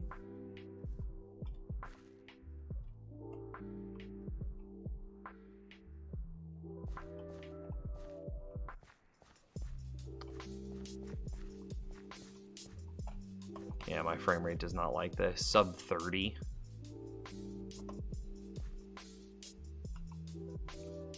Was there another amplified part behind you? I mean, it kind of looked like it over there. Maybe over here into the desert as well. This seed is wild, dude. Where are we at? Negative 5,000? Positive 1,000? Well, I shouldn't have rocketed there. That was a waste. We're rocketing straight down. Whoa! I just took myself down to 1.5 hearts. Okay, I can't play with chunk render distance that high. My computer's like having a fit.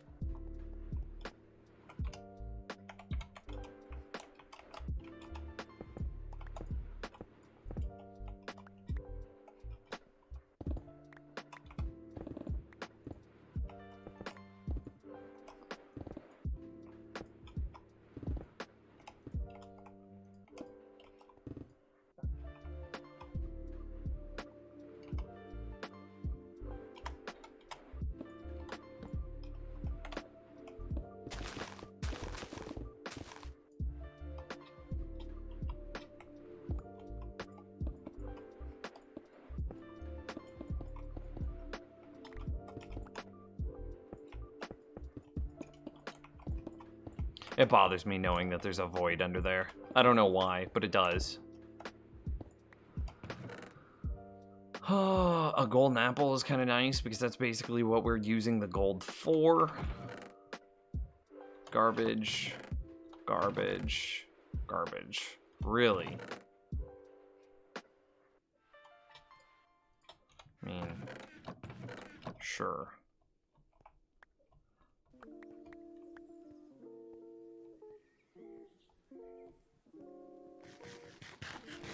Oh, yeah, you're right. I can make more rockets. You're right. Yeah, take the gunpowder to make more rockets. That was a great idea. You guys are smart. Smart, smart, smart.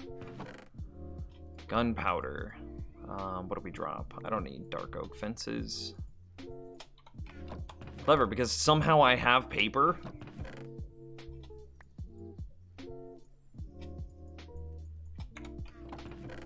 I think that just got me like 30 more rockets. You guys are clever. Nah, it wasn't hardcore series almost over there. We're quite safe. Even if I had splatted into the cactus, I would have popped my Totem of Undying in my offhand. Would have given me what?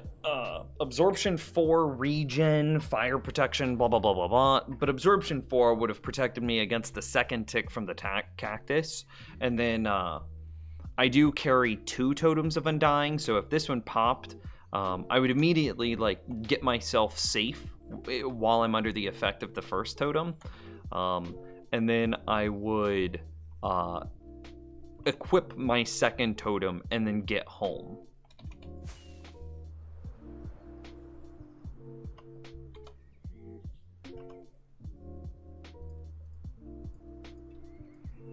Dude, sick. We're up to 43 rockets now. Can 9 TNT even kill you? That's a question, dude. It might.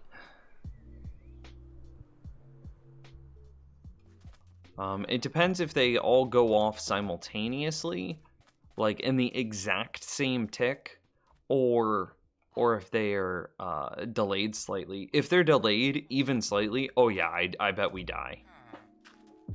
I'd almost put money on it, because I bet 1 or 2. Because we've got the Elytra on, so that means we only have protection 12. So we would take quite a bit of damage from the TNT explosion. So I would be willing to bet that we would pop our Totem of Undying, and then if they were staggered even at all, even a little bit, I bet whatever stagger there was would be enough to kill us through the Totem of Undying's life-saving effects, the absorption and the regen. Does it also give you a resist? I bet 9 TNT would still kill us through that.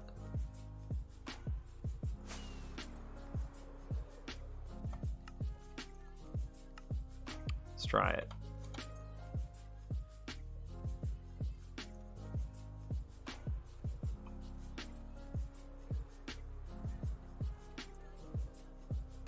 Another village, dude. There's so many villages on this seed.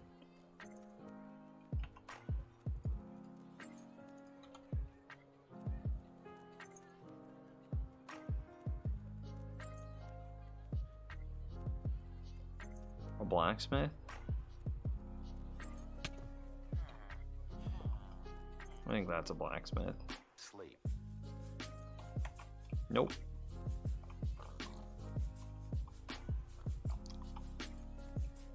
That might be a blacksmith. You don't think 9 TNT would go through the totem? Take 1 gold.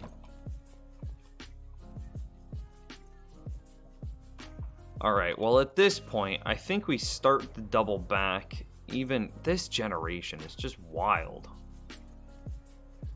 What is that? What? Another... They're not even... These villages are sick, man.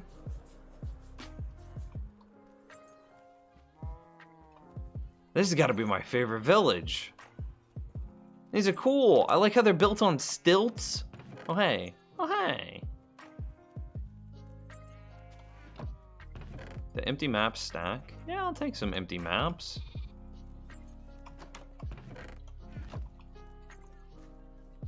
Sleep. So you've had over 300 episodes? 300 episodes of what? What do you mean?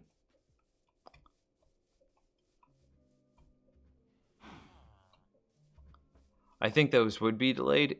Exactly. So I bet inside of a desert pyramid, it could kill me. Like, it could kill me through a totem. Especially if I'm wearing the elytra.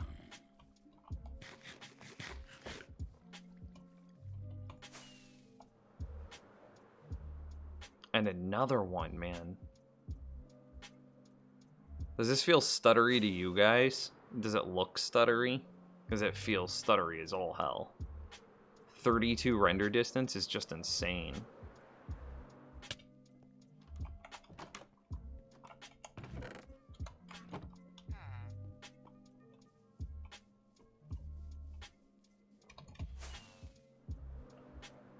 Of hardcore, it said 345 level.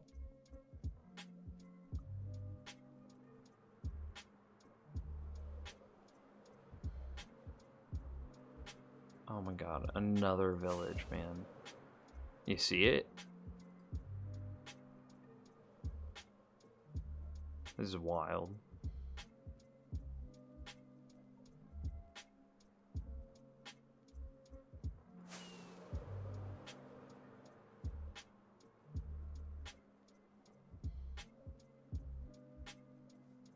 What a bizarre generation.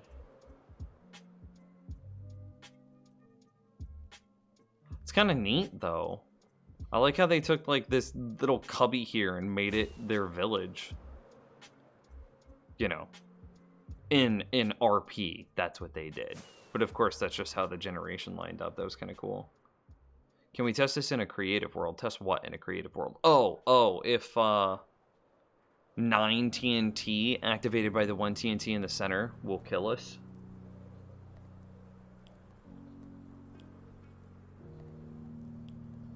Yeah, I mean, not right now, but I think we can. My elytra's running out. And we didn't find a mesa. I'm working my way back home. I probably should have put some torches at the beginning of desert pyramids that we've cleared. Splat. Okay, well, we definitely haven't cleared this one. And I need to recover some frames.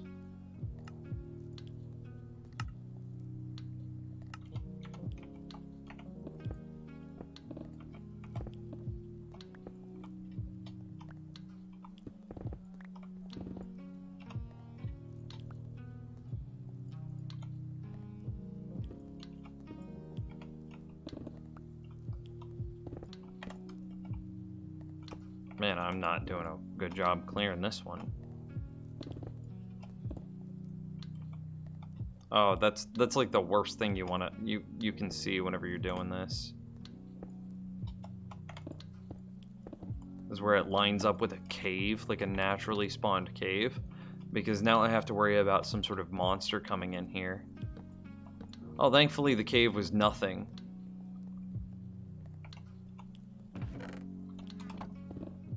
I kind of forgot about the TNT that's under, TBH.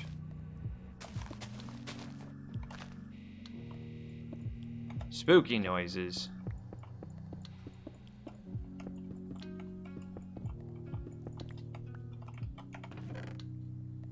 Can make some more rockets. Another golden apple. More rockets again. Okay. Depth strider we don't care about. Nothing in there is worth anything. Another golden apple. I am very happy with those. I said 344. I mean, the stream title says 324 levels. And that's what... Excuse me, hiccup. That's what I'm currently leveled. I don't know what you're referring to, man. I'm sorry. Another village. That's a... I've never seen a tower like that in a village before. It's so big. You think they're compensating for something?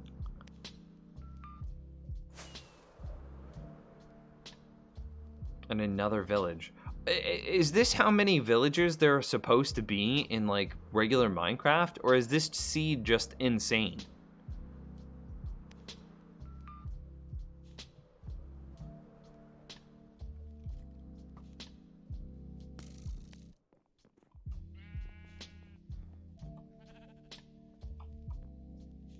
I don't see a blacksmith.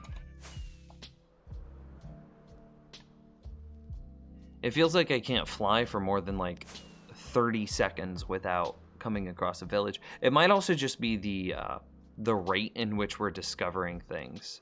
Because I mean, I'm moving very quickly through the world. There's another desert temple. This one's like almost completely buried. And another village.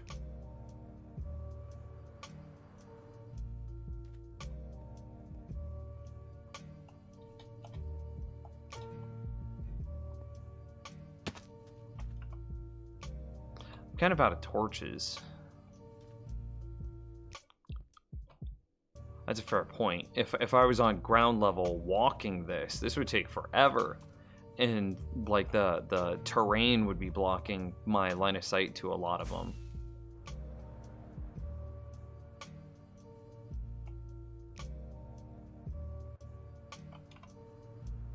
It might be time to head home.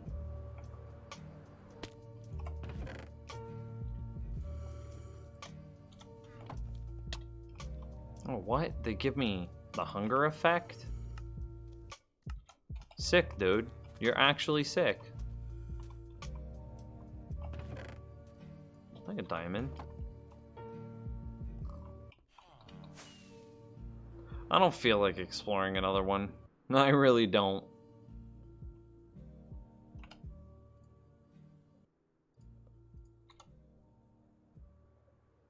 I need to travel basically west.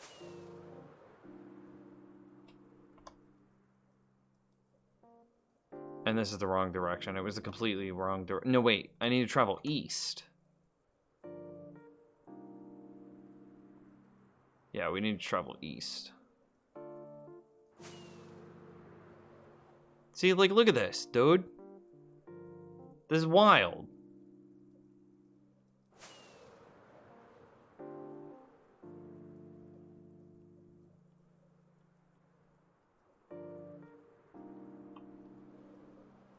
That village just have 3 blacksmiths? I think it did. It definitely had 2. I wasn't really counting to see if it had 3, though. Full poppy with a hydrate. Cheers, bud.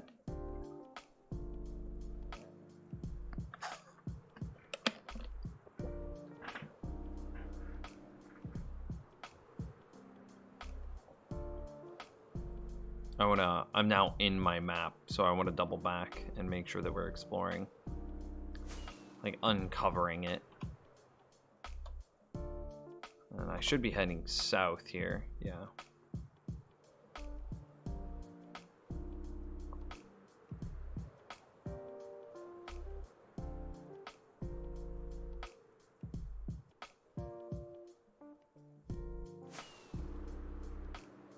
There we go.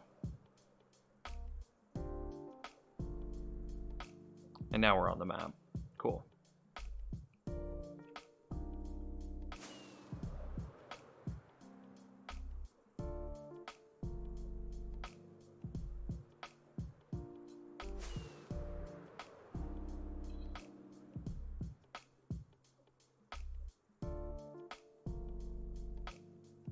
So, like, we've seen all of these, like, weird structures inside of structures.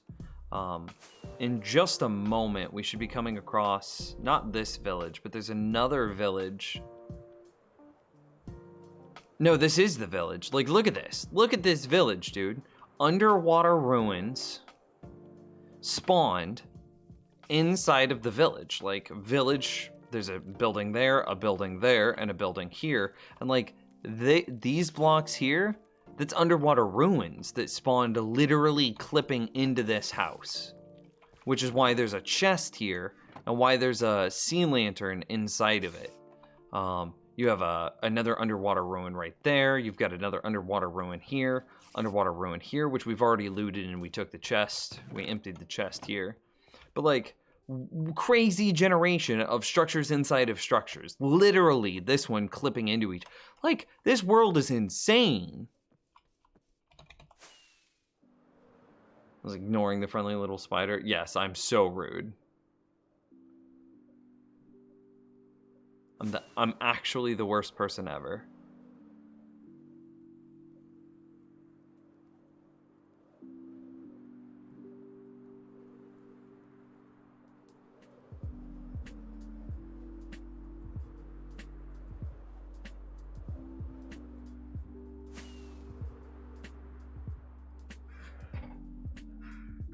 I need to like grease my chair or something.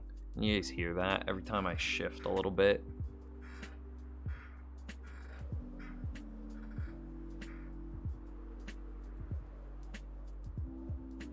And we're home. Home's like right here.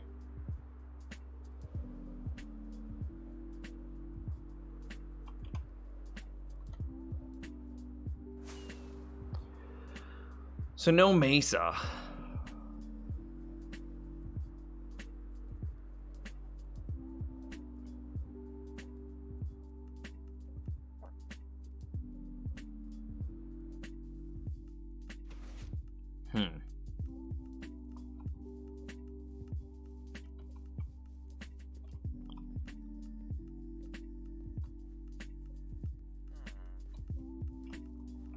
I don't know how to feel about that.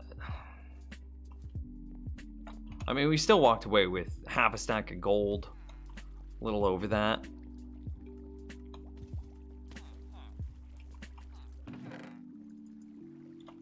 A couple of new diamonds.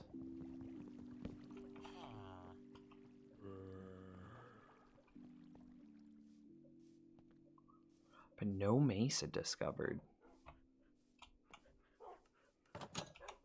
Some more spider eyes, so we'll be able to continue to make splash potions of weakness.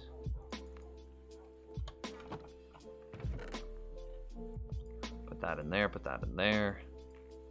Bringing gunpowder and paper is kind of nice for like trips like that. I have no idea what to do with. Yeah.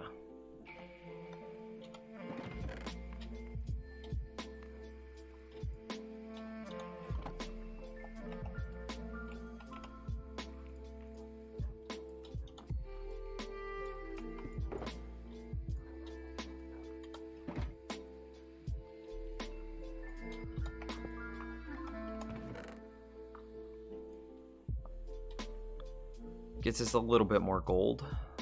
I don't need these. I don't want those. I think we put all of our other TNT inside here. No? I have no idea where our TNT went. Oh, there it was.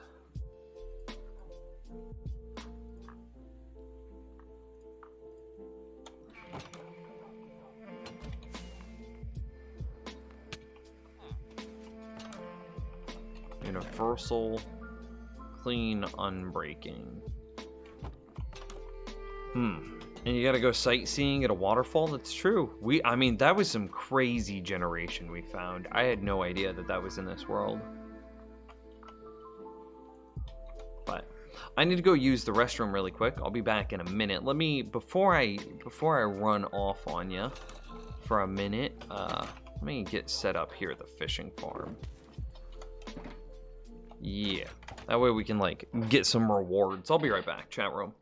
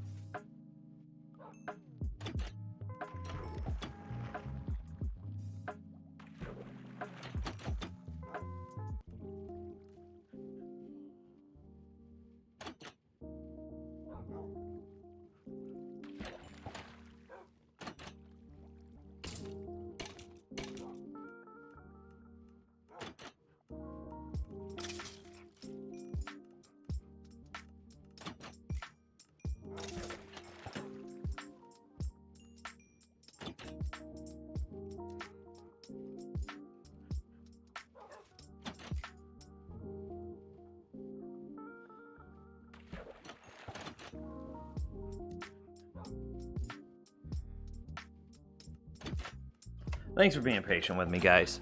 I do appreciate it. Ugh, 324. I kind of want to push and get to 325 if I'm being honest. We're right there. That's like a fish or two. That's the experience bar is full. It's just got to be. We've got to be like 10 experience off, right?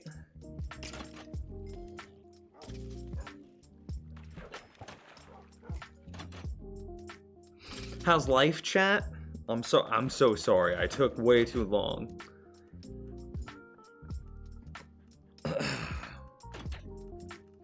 How's everybody's quarantine treating them?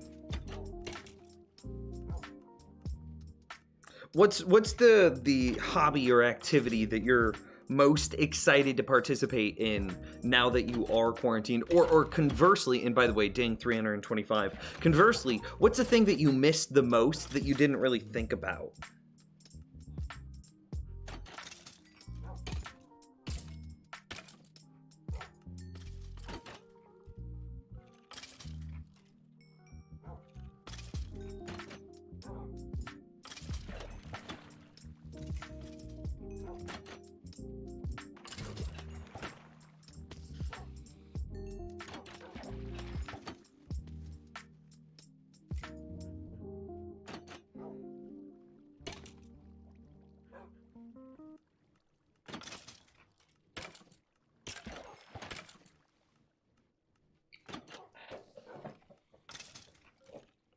Free the puppies? There's no way I'm freeing my puppies.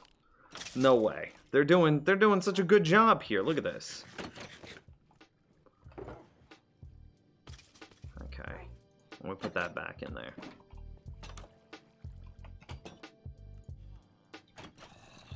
Something so close yet so far. My desk. My eldest brother is at home, so I don't get to enjoy quarantine at my own desk. Oof. That's a rough one. Okay, I want to try exploring. We definitely have the gold if we want to use eyebrows to convert over some more villagers. We have the gold for that now. But I really want to see if we can find like a mesa within range. I think it's, yeah, I'm going to head. Just going to do maybe a loop around the edge of this map. And, well, we got the experience. I mean, our elytra is repaired up, so we could do it. Luke Yellowfeet. How's it going, man? Oof, that's going to cause a huge amount of world lag. That fire there. Is that going to... That could... Theoretically, that could burn down this entire jungle. This is so dense.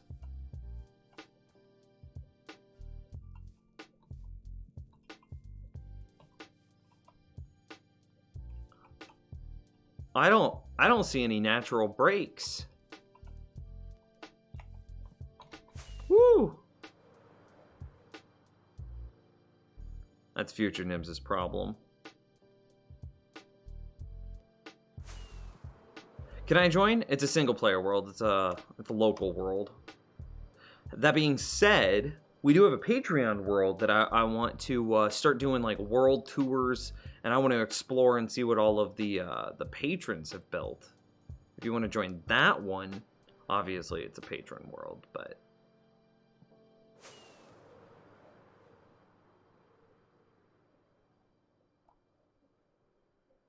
also just the ability to go out and have lunch with my friends now that I'm home from college.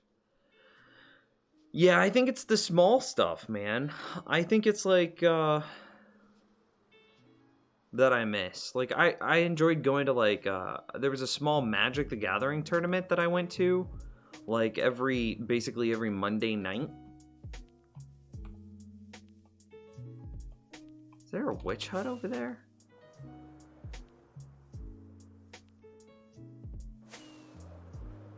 And it feels really weird that I can't do that anymore. No, I don't see one.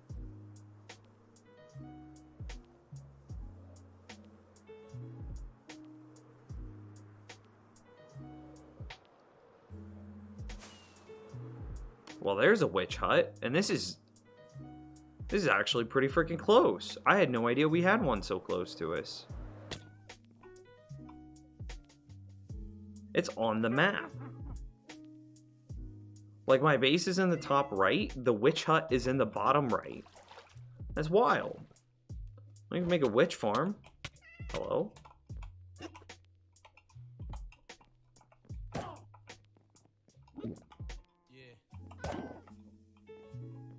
Trying not to kill the cat, but I mean, you know, it was bound to happen.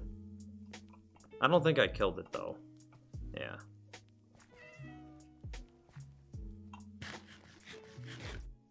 That's kind of cool. So we have a witch hut in the lower right of our map. It looks like it's just a single.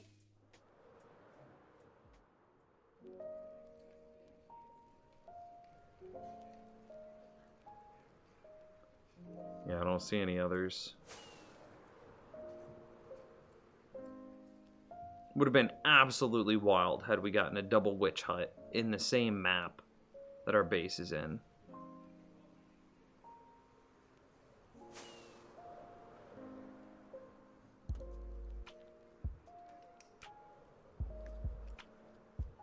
Well, if we want to build a witch farm, this is definitely the one that we do it at. For sure.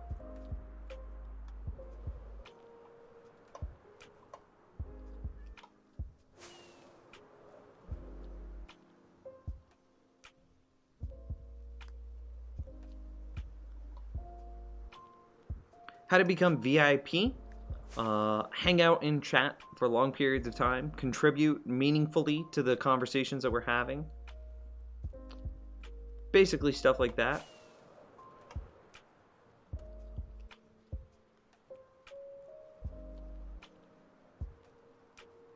Maybe participate in the Discord a bit.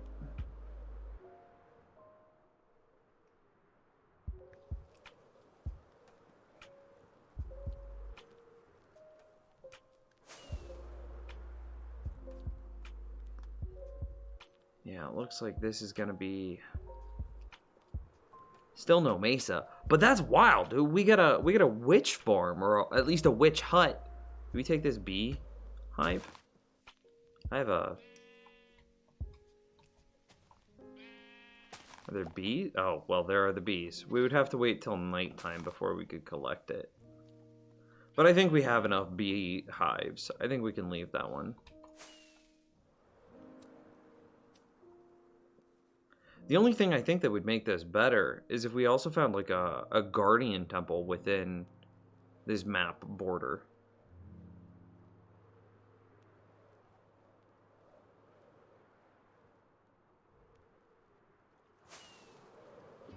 Which is not looking super likely.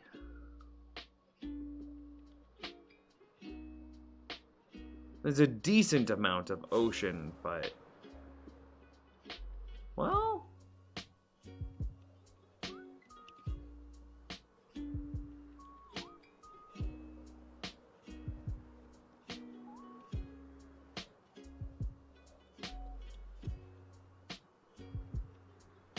I saw an underwater temple.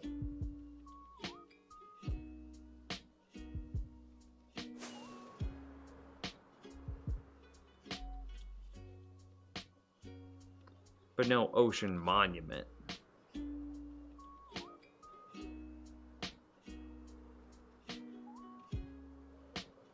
But there's a lot more ocean that we could explore. A lot more than I expected, TBH.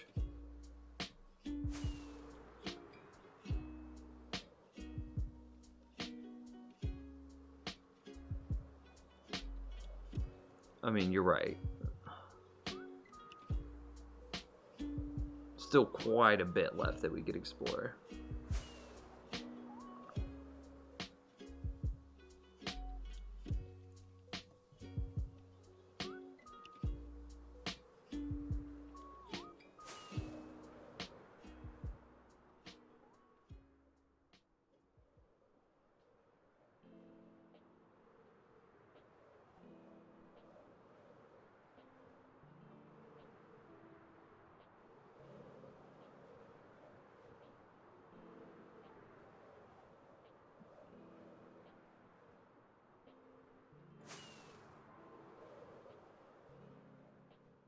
Just draw a big X on the map where your base is. I mean, hopefully one day the base just gets so big that it becomes clear where it is without needing to draw a big red X on it.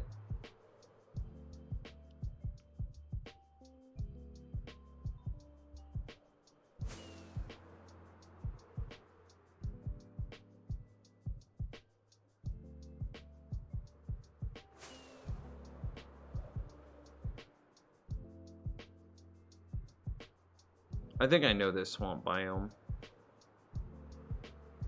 I just survived the brutal impact of a desert temple using 3 pieces of diamond armor along with the Totem of Undying activating.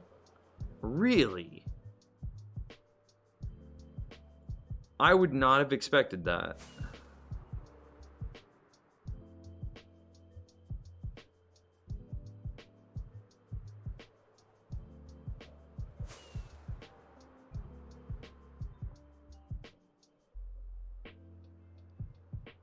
Three pieces of diamond armor, protection 4 on all 3 pieces, and then a totem. So the totem definitely pops. Were you standing on the pressure plate?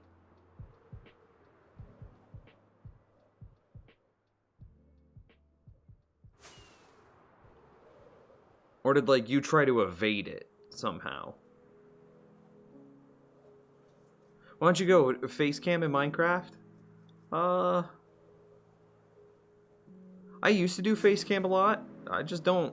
I just actually prefer. I prefer watching streams that don't have a face cam. I find them distracting. And so I was like, well, I want to make the stream that I would want to watch. And so that's what I've done.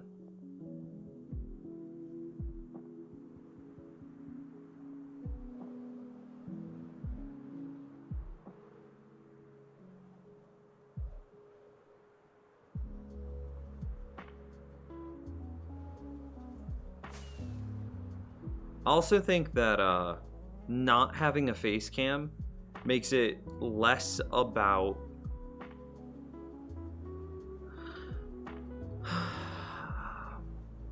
I'm trying to find the words. Not having a face cam makes it less about the attractiveness of the streamer. Because, like, even if you're not interested in you know, because I'm a guy, even if you're not interested in men, I think that there's some level of basic, I don't know, physicality that everyone expects. They expect, like, healthy hygiene, healthy blah blah blah, right? Even if you're not, like, interested in me in, like, a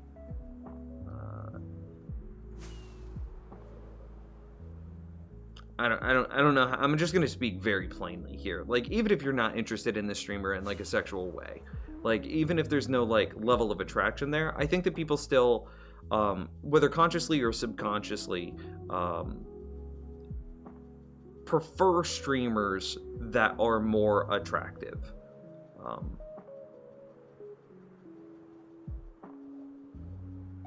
And I think that that's just a thing of human nature. And maybe you could disagree. Maybe you could make an argument against that. It's, what I am saying here is just an opinion for sure.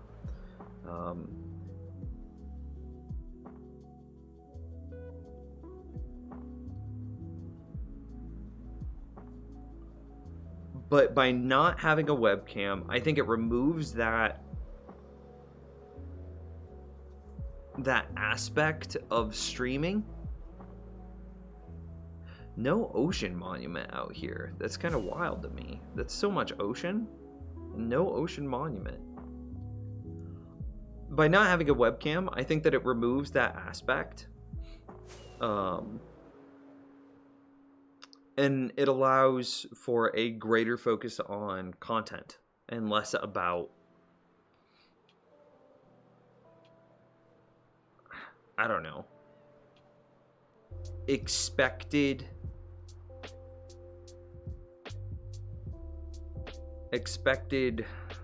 social somethings.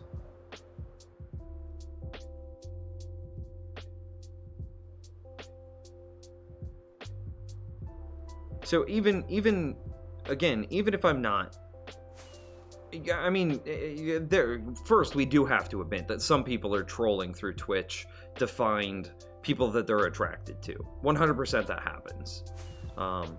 However, that is a very, very, very small subset of people.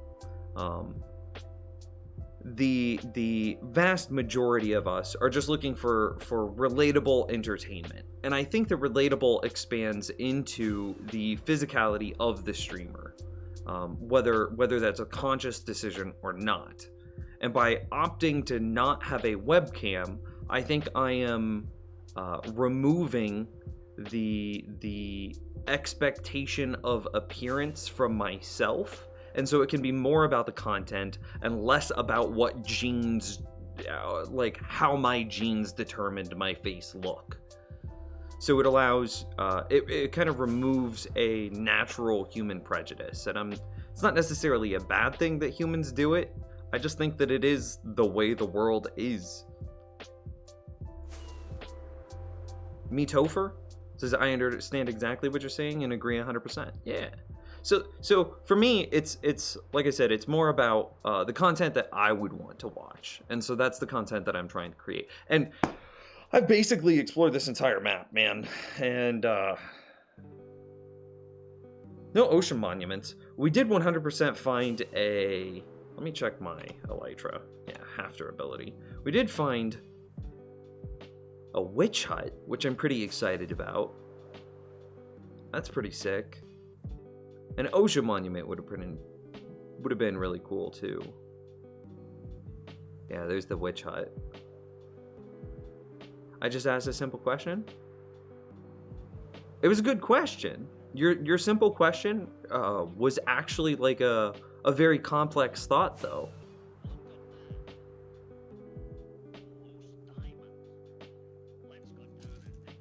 And so, like, I applaud your simple question. Okay, I think we head home. I think one of your mods might have a crush on you. Probably. I would hope so.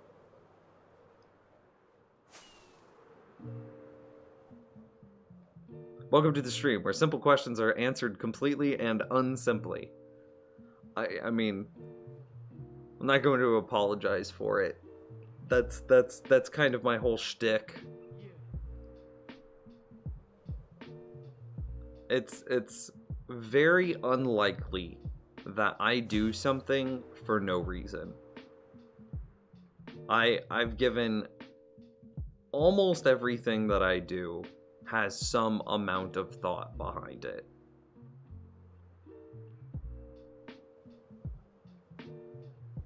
So basically, that face in the bottom left corner is the webcam. It's just well integrated into the game view.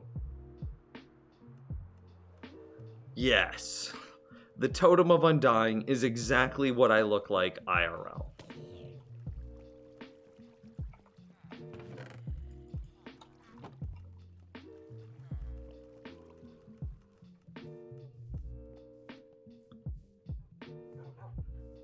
Incorrect. Almost everything you do has some level of overthought in it.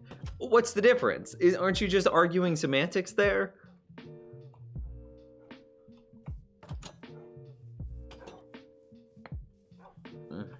Did you hear that crack, dude? That was my neck. Disgusting.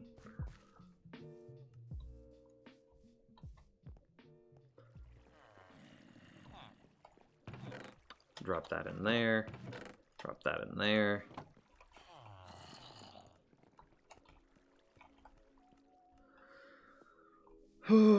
It's cold in here. Give me 2 seconds, dude. I want to turn on the heater. Okay. Turn on the heater, make sure the door's shut so that way it actually warms up the room and it's not competing with like the garage, which you can't warm up the garage. It's got the garage door and that thing just bleeds cold air. Make a map room? I mean, I could. Basically put the base at the center, because we've got this map, but the base is in the top right corner.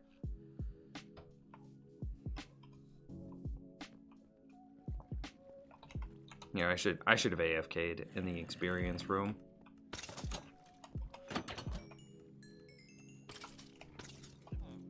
The base is in the top right corner.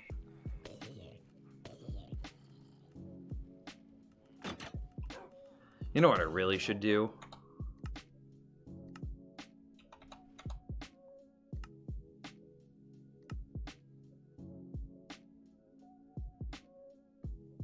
There's a way to switch. Yeah, that's what we want. This is gonna be bizarre. But we really want the Totem of Undying behind the text. This is the correct way to play, because we're always gonna have the Totem of Undying. We always want the captions up, and then whatever's in our right hand, it doesn't matter.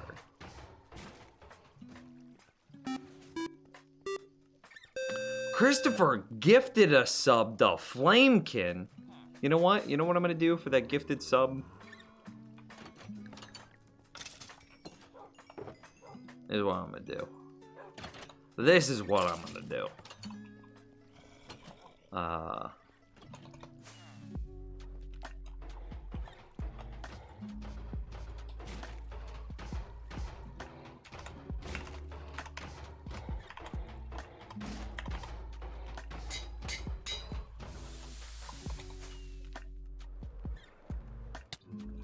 Oh no, I didn't mean to fall. I didn't mean to fall. We've got Gareth Lord just chilling here, but this villager doesn't have a name. Except now he does. Lit, dude. You're trapped forever in my base. And you're just gonna sell me, or you're just gonna buy 1 billion rotten flesh.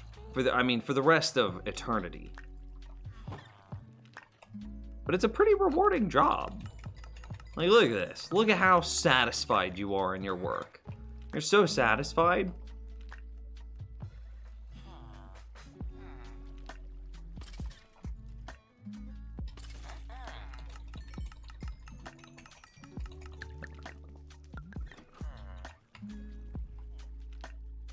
I don't know what hour it is. A little bit before noon, maybe 10,000. Rabbit split, disgusting. I think glowstone. What did you get? Did you get glowstone? You did get glowstone. Kind of sick.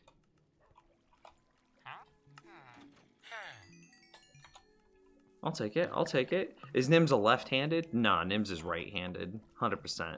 My left hand's useless.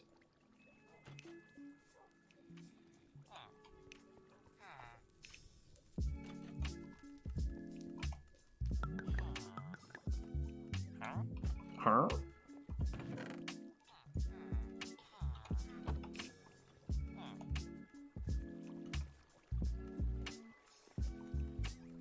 I'm also on one of the bee farms. Well lit, dude.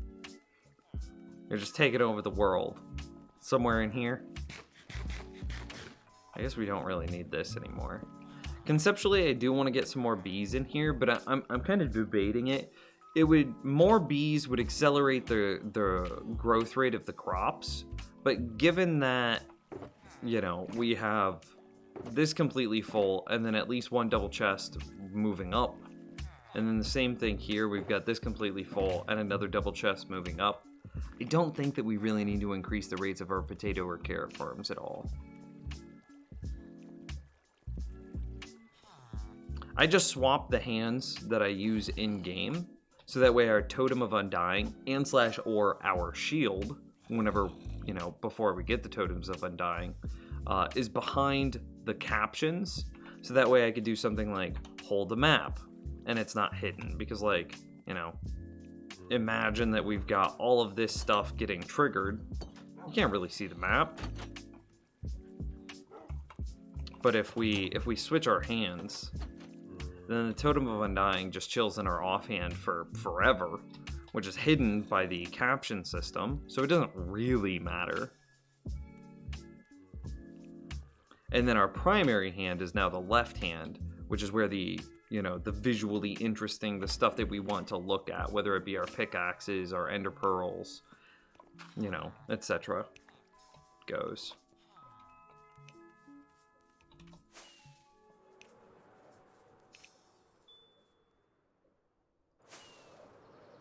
Somewhere over here is our quad slime chunk farm too, which we never really finished. Yeah, there it is. Is that on the map or is it right at the edge? It's right at the edge.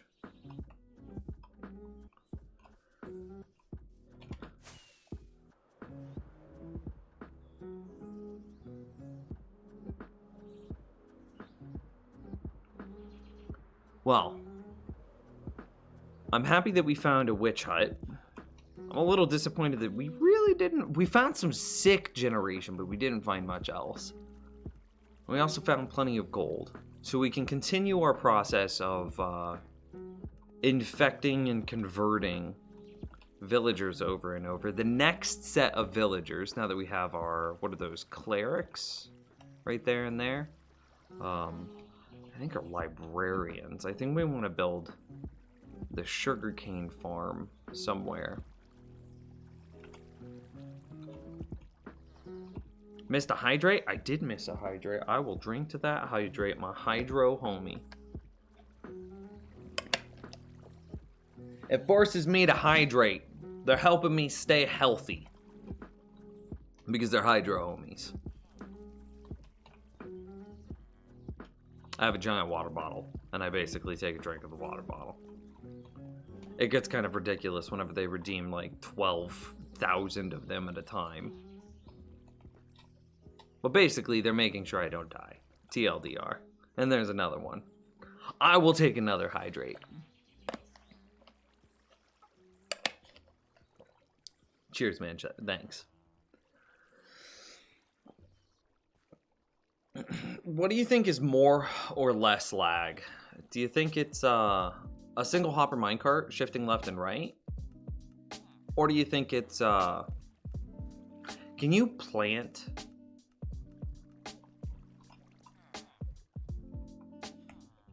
sugarcane on something like farmland?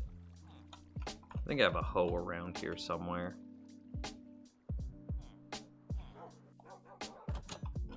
I gotta go buy Flamekin. Take care, man. I'm looking for my hoe. There's my hoe. Do you have any? Yeah. Yeah, that'll be okay.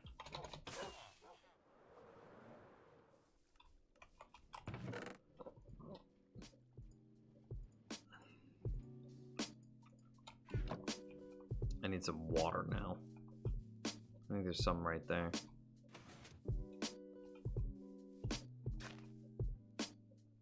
Okay, you cannot plant sugarcane on farmland.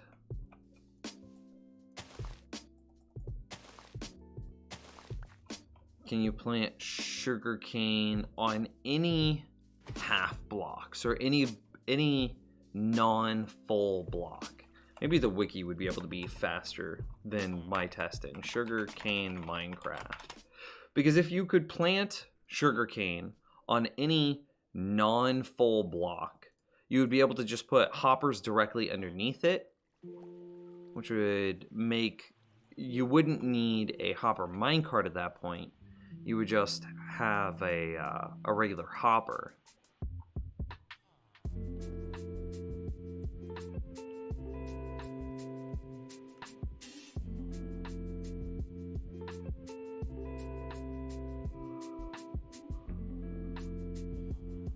It doesn't look like the wiki has a list of what it can be. Okay, grass block, dirt, coarse dirt, podzol sand, or red sand. Must be placed immediately adjacent to water. Yeah, can't hopper through it, can't hopper through it, can't hopper through it. Nope, nope, nope. Okay, so that means... What, there's two ways of collecting?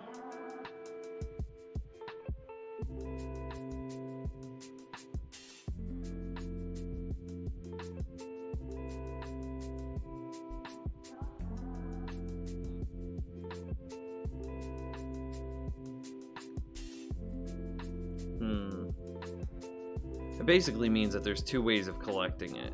You could either do it this hopper minecart way, which is, I mean, what we're doing currently, or, and I don't know if I'll be able to demonstrate this, we're gonna kind of build it on the fly here, but let's give it a shot.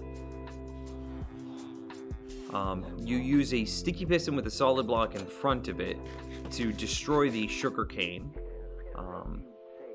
And then, because you're using a solid block, it should push the now destroyed sugarcane forward, and then you could put a water stream in front of it.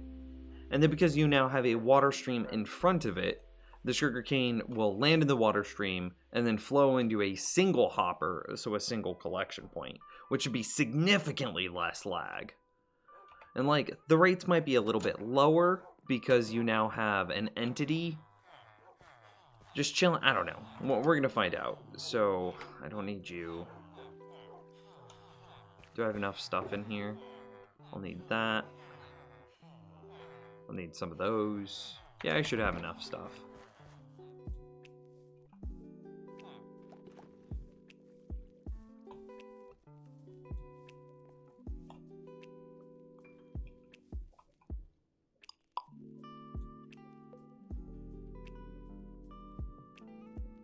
Still alive. A little bit. Greg, yeah, you're back. I missed you and your streams. Less than three. Less than three. Thanks for the kind words, my dude. I am alive. Everything is okay. I am completely healthy. No issues. No real life problems. No nothing. I just maybe I'm getting a little stir crazy given the quarantine. And because I got a little stir crazy, my sleeping schedule got thrown super out of whack. And then I was sleeping like, I'm getting tired right now, and it's 5 o'clock. It's 5 o'clock, dude. It's 5 p.m. And I'm like, I'm actually getting sleepy. Like, I can feel I don't know if this is universal for everyone, but the fog, the kind of cloudiness that you get whenever you start to get tired or like you're exhausted, that fog, I can feel the fog rolling in, if you would. I met your character. Who cares about you? That's fair. That's fair. This world is way more interesting than I will ever be. Okay, I don't actually know if what I'm suggesting here is possible.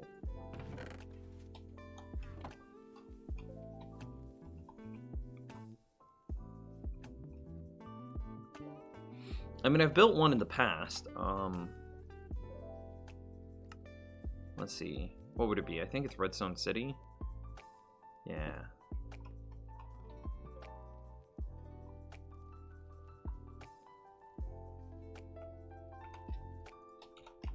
Yeah, it's definitely this world. So, like, you've got, effectively, two types of sugarcane farm. We've got this one here, which is just absolutely gigantic. You have a flying machine that shifts left and right. And then because it's shifting left and right, you know, as the sugarcane grows, it gets knocked off. And then we have a hopper minecart that goes underneath and collects it all. This one is super laggy. I mean, we have a flying machine, which is causing a bunch of lighting updates because pistons are solid blocks, except when they move, then they turn into what? Block 37, which is a transparent block. So it's solid, transparent, all the way down the chain. And it just causes a bunch of lighting lag. And then you have a hopper minecart, which is one of the most demanding entity blocks in the game. It's quite laggy. It is. And then we have a hopper clock here in the back, which isn't too terrible, but it's the thing that controls the timer, which controls when the flying machine launches. So I'm going to go ahead and pull a significant amount of those items out, move them over, and so here in like 6, yeah, you can see that it then launches. It destroys a bunch of this sugarcane, and there would have been more sugarcane for it to destroy had we actually let it run its full timer. And then at the same time, the hopper minecart gets released, and it moves behind the flying machine, collecting all the sugarcane that this guy just destroyed. So, I mean, it's a very clean design. It does a good job, and then you can see that, you know, I've recently cleaned this out, but you can see here that there is sugarcane. It does, and it farms quite a lot of sugarcane. The problem is, it's kind of huge. It's super overkill. The rates of this thing are ridiculous. It's so high. Like, we're talking like hundreds of, if not thousands of sugarcane and slash or bamboo. This works exactly the same with bamboo. You just get to replace all the water. All of that gets to come out, and then you replace it just 100% with bamboo. Instead of it being like 80% sugarcane, it becomes 100% bamboo. But like, this is super overkill. This is like, even a farm of this size is enough to keep like a mature server completely stocked with paper. So I made this design a long time ago, and I'm rather fond of it. Let me see. Can I force trigger it? Okay. So it's on like a, it should be like a 5-minute timer or something like that. Just under 5 minutes. So you could imagine that the sugarcane is trying to grow here. And then we have a clock in the back that's just running. And it's just a hard clock that's just running all the time.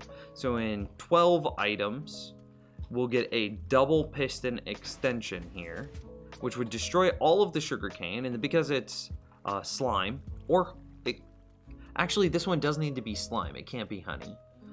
Because it's slime, it would throw the sugarcane forward, it would come flying forward, it would then land in the water stream. The two water streams then meet in the middle, right above the hopper, and then that goes into a single collection point into this chest. The rates of this are not, I mean, obviously we're only farming like 20 sugarcane in this area, whereas in a design like this, we're farming several hundred sugarcane. This one's smaller, but even block for block, that one's much higher rates. This one is not that great of rates, even whenever you effectively adjust per capita. That being said, this one's pretty nice for lag. It uses a single hopper here for all of its collection.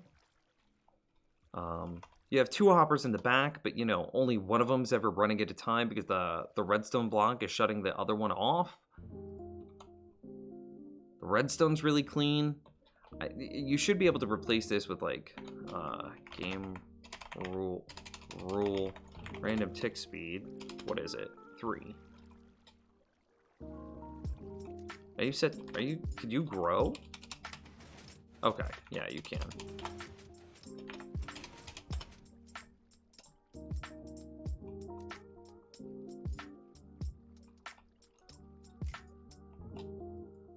Can we forcibly activate this guy?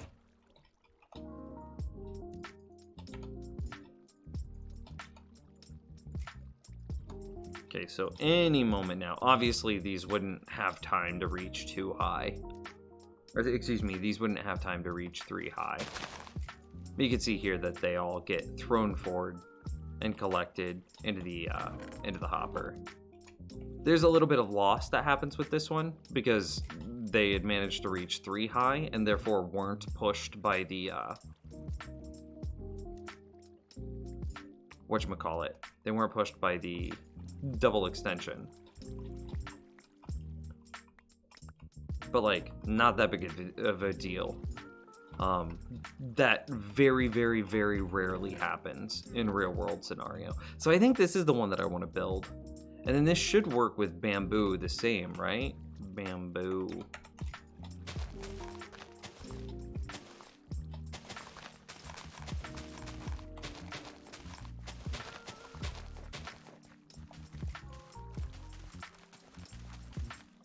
I need to put a roof on it for sure.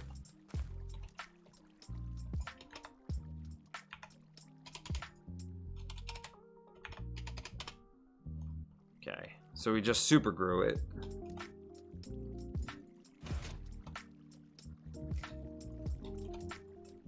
Flip those over, grab half a stack.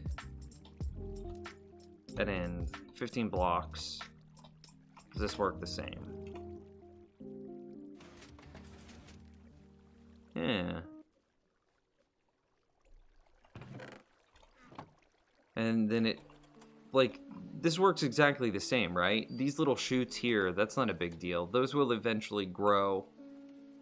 So we just put a roof on it, and then it's exactly the same thing, right? What about the small farm with an observer observing one cane? When said cane grows, it activates? Like this. I mean, this one's the old style that uses a bud switch to do it, but effectively this. Or this one here. I mean, yes, this works. But block for block, this one has higher rates. And I'm trying to get like a happy medium between it. I also don't know how to... I don't think that you can get a double piston extension off of...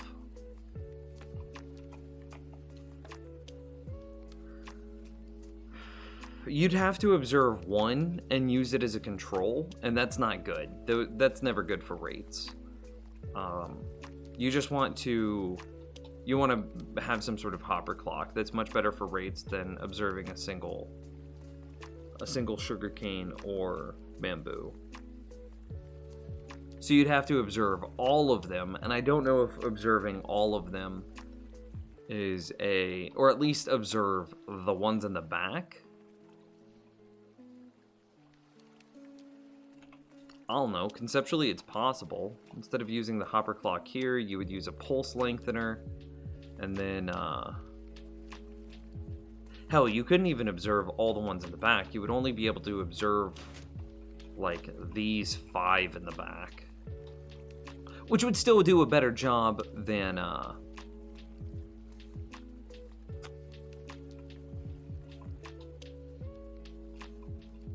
which would still do a better job than just observing one.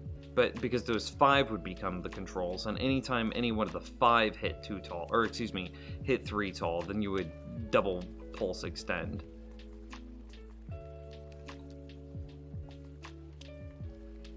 Huh. You're in creative mode, not hardcore? I mean, I'm looking at what sugarcane I want to build in the hardcore world. It's definitely that one. It's just what variation of it do we do? Because this world is already a little chunky, a little chunk boy. I should be running at 100 FPS 100% of the time, but you know, we're in the top left corner. You can see here that we're high 80s, low 90s. We just dropped down to like 50 and 60. I have a feeling that a large part of that lag is caused by the villager breeder. And like all of those entities just crammed into one spot, and like we are actually killing them via cramming.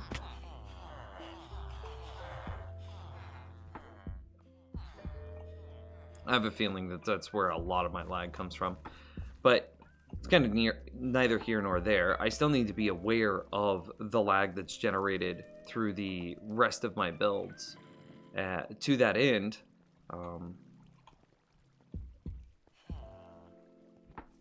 these builds over here are kind of brute force with their collection systems. Just using a hopper minecart for something this small, and it doesn't really need to be much bigger than this. Using a single hopper minecart for something this small seems overkill. And we're doing it twice? Ugh. Like, over here we replaced...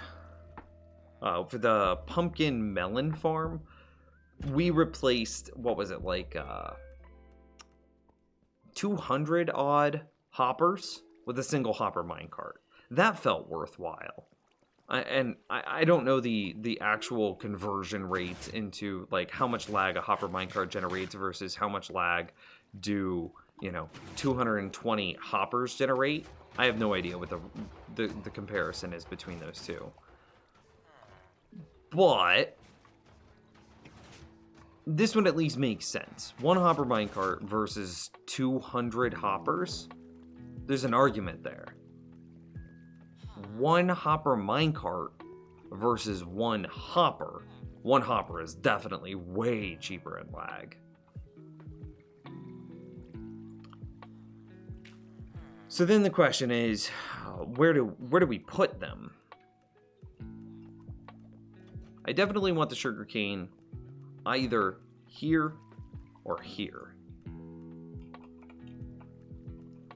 In my mind, there's a strong argument to putting it right here. Because if we think about the base, once we have walls on all sides, this will be visually uninteresting if there's nothing that we put into this space. You know, it'll be a blank wall here because of all of the redstone that goes into the storage systems. And then it'll be just a blank wall on this side. There will be nothing. Then this is assuming that we then put the sugarcane farm in this area, and then whenever we run through this space, we'll have the visual interest of the Darkroom mob farm and all the mobs falling out of it on the left, and then we'll have the visual interest of the sugarcane farm on our right. Feels a little much.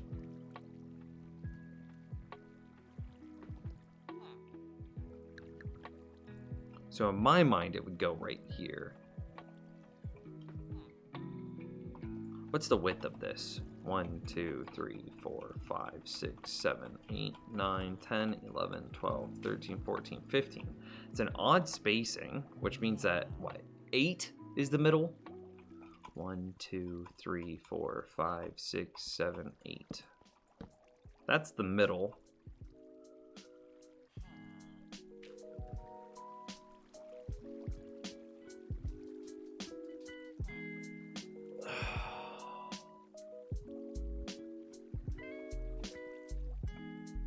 What about how do you make scaffolding?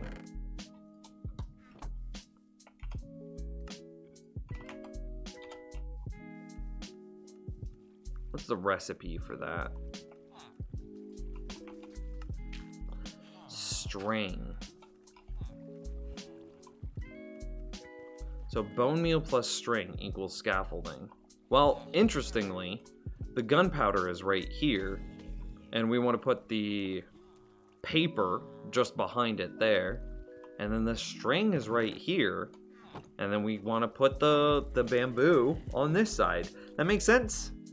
I think we definitely know our spacing here. And then 1, 2, 3, 4, 5, 6, 7, 8. That's true center.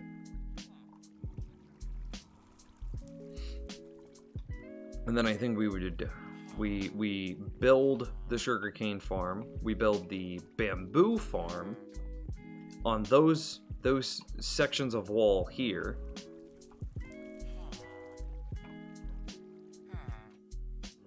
And there's maybe an argument for putting them a block back.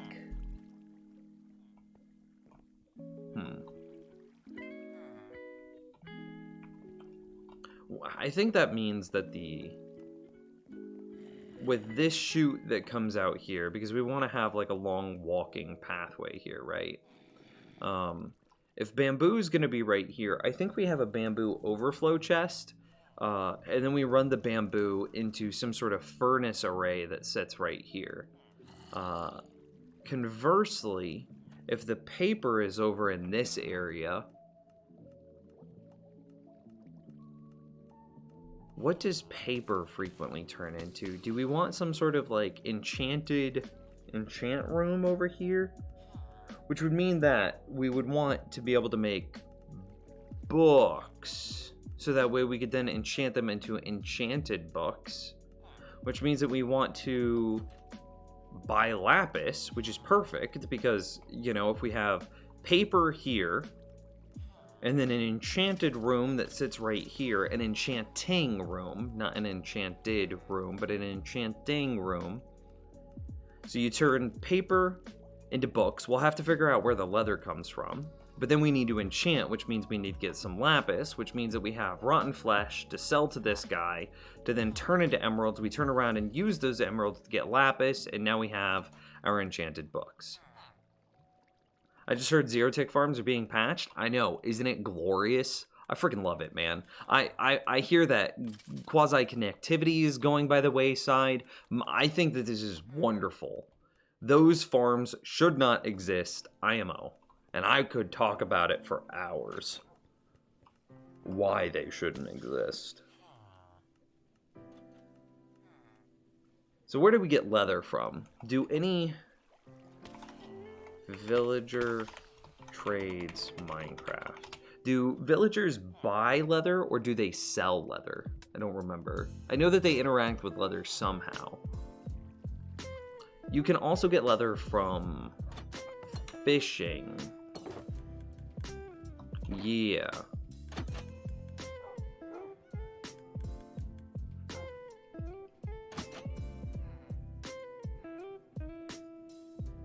Okay.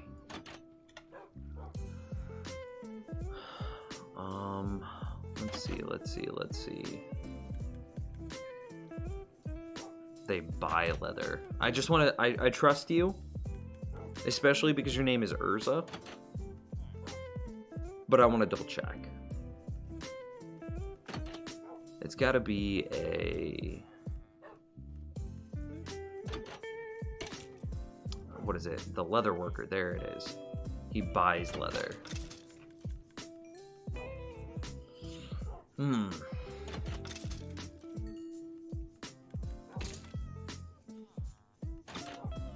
Well, we still have options.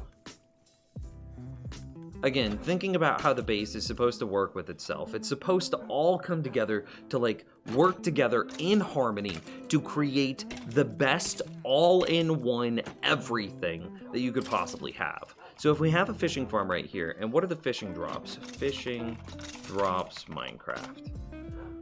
We have to assume that we're no longer going to have the treasure drops, which means we lose bows, books, rods, name tags, nautilus shells, saddles, and lily pads. But inside the junk drops, we still have leather,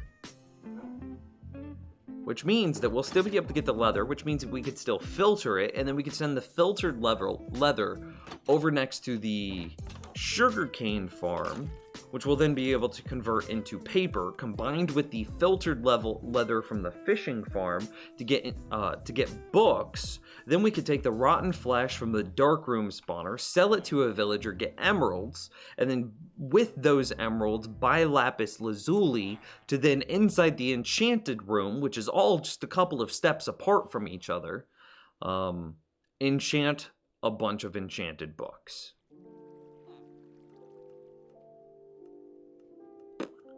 I think that's it.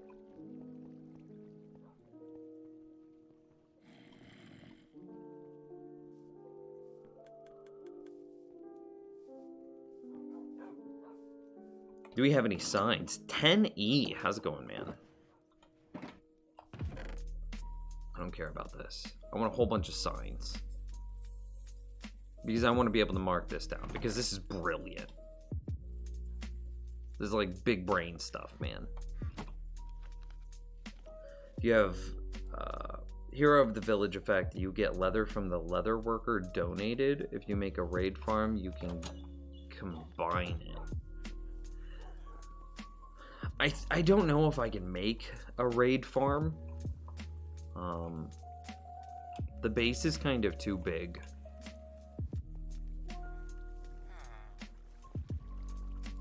Did I get overlooked? No, you didn't get overlooked, Papa Dugan. How's it going, man? It goes well, yeah? You? Pretty good, dude. Pretty good. Just getting the base figured out. Enchanting room. Which means that this here... Oh, yeah, I don't care. This will be sugarcane farm.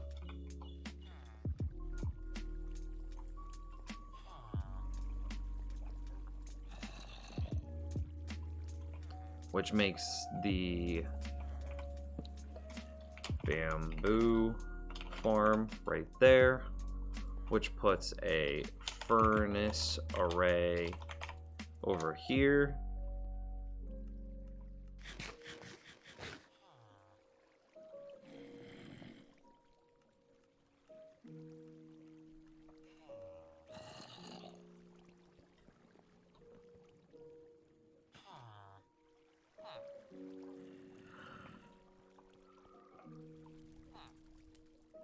Interestingly, I feel like I want the leather to get pumped into a chest that's over in this space.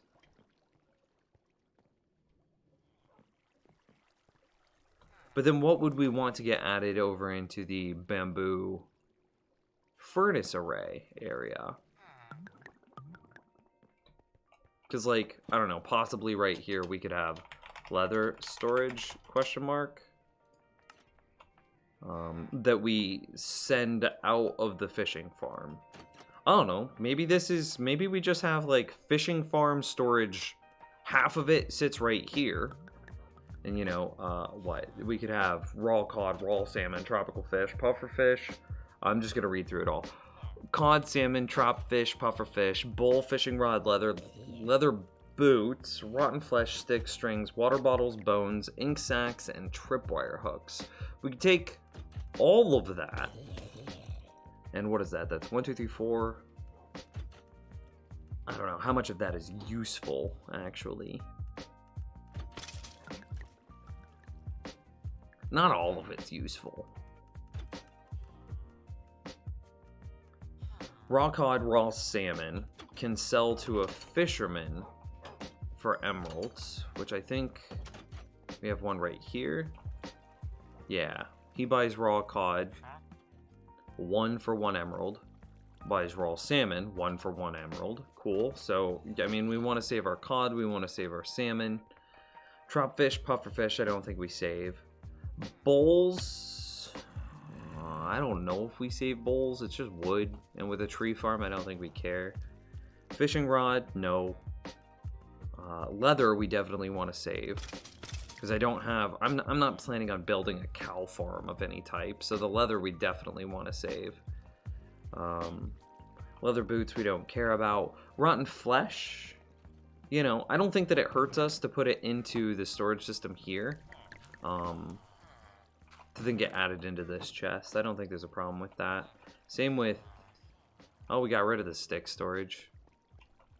I mean, between the tree farm, both providing sticks and then wood to convert into sticks, I don't think that we care about the sticks from the fishing farm. String, same thing, man. We get so much string from the darkroom mob spawner mob farm. I don't think string matters. Water bottles would be kind of nice.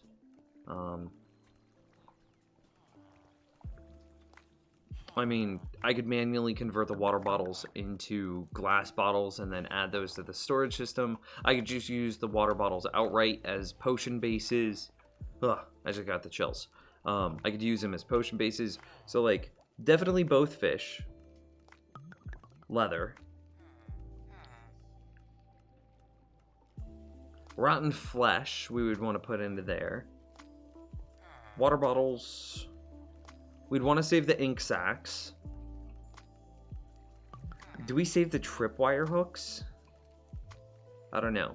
So what does that come out to? We have... Conceptually, we have cod, salmon. Is there any use for tropical fish or puffer fish?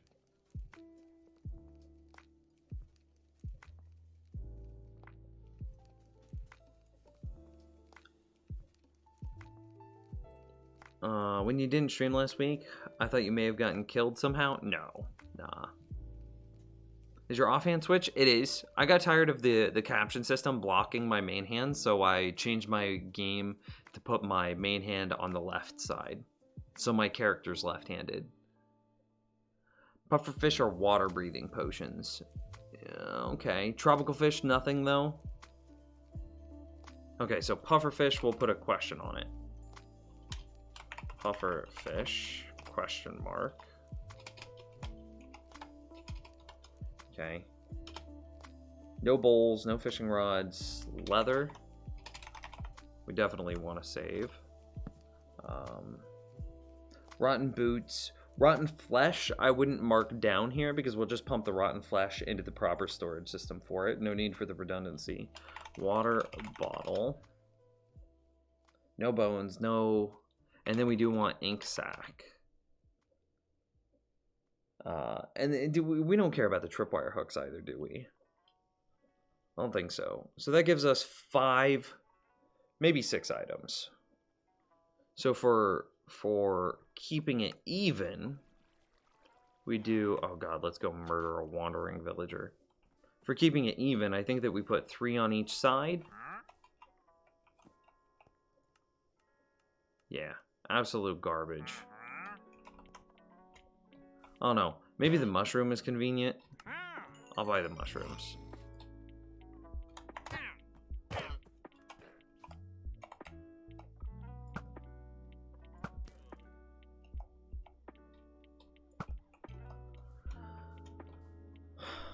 Because we are going through a lot of fermented spider eyes. And I think that... Wait, do red mushrooms go into fermented spider eyes? I don't remember. Either way.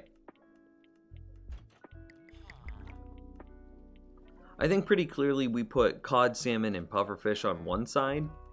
Likely near the fisherman, wherever we end up putting the fisherman trade. And then leather, water bottles, and ink sacks on this side. Especially because, what is it? Ink sacks plus feathers plus... Oh, hey. He got out. Dude's smart. He's wicked smart. He also can dodge like a mofo.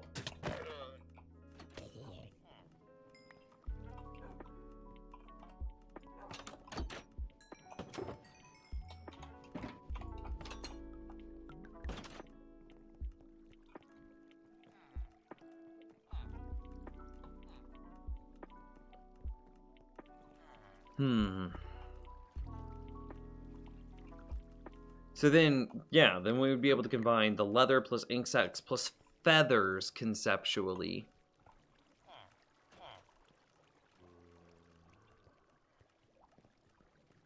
And make written books, which can also be sold to librarians. So over in this space, man, we'd also want a librarian to sell our paper to, which we're getting from the sugarcane farm. We could then have 3 storage systems on both sides, which works because we want everything to be odd spaced.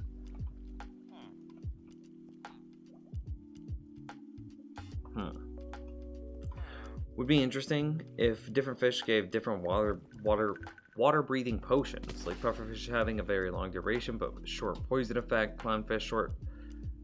Then pufferfish, no poison, but a short hallucination effect. Salmon longer than cod, but shorter than clownfish. I think that would be too complicated.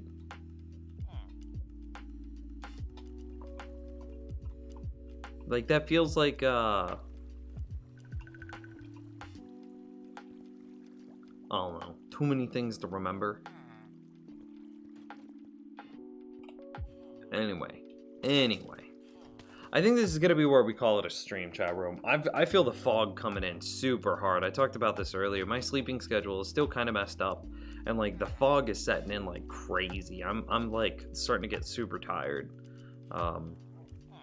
Thank you guys so much for hanging out with me today. I do freaking appreciate you. Well, I'll do my best to...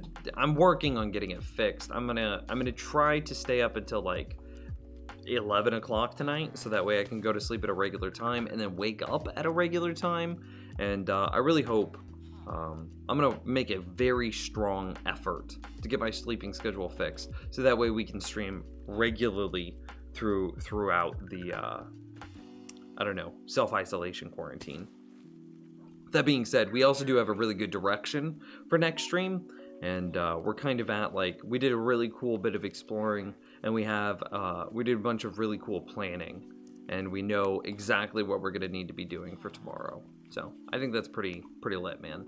Anyway, thanks so much for watching. Thanks for hanging out with me today. Shout out to 4Poppy, Eyebrows, Seal, and Christopher twice. Silent Hellfog? Nah, like, the reason I didn't stream last week is because my sleeping schedule got so thrown off. And, like, I'm still in the process of fixing it. And, I don't know. You know, whenever you're like super tired, you're kind of like at the point of exhaustion. You get that fog. You get that kind of cloudiness that you can feel in your brain. I don't know if that's a universal feeling. I don't know if everybody feels it the same way, but that's the best way that I would describe how, like, whenever my brain starts slowing down and like I'm having difficulty forming coherent thoughts, it's because of that fog.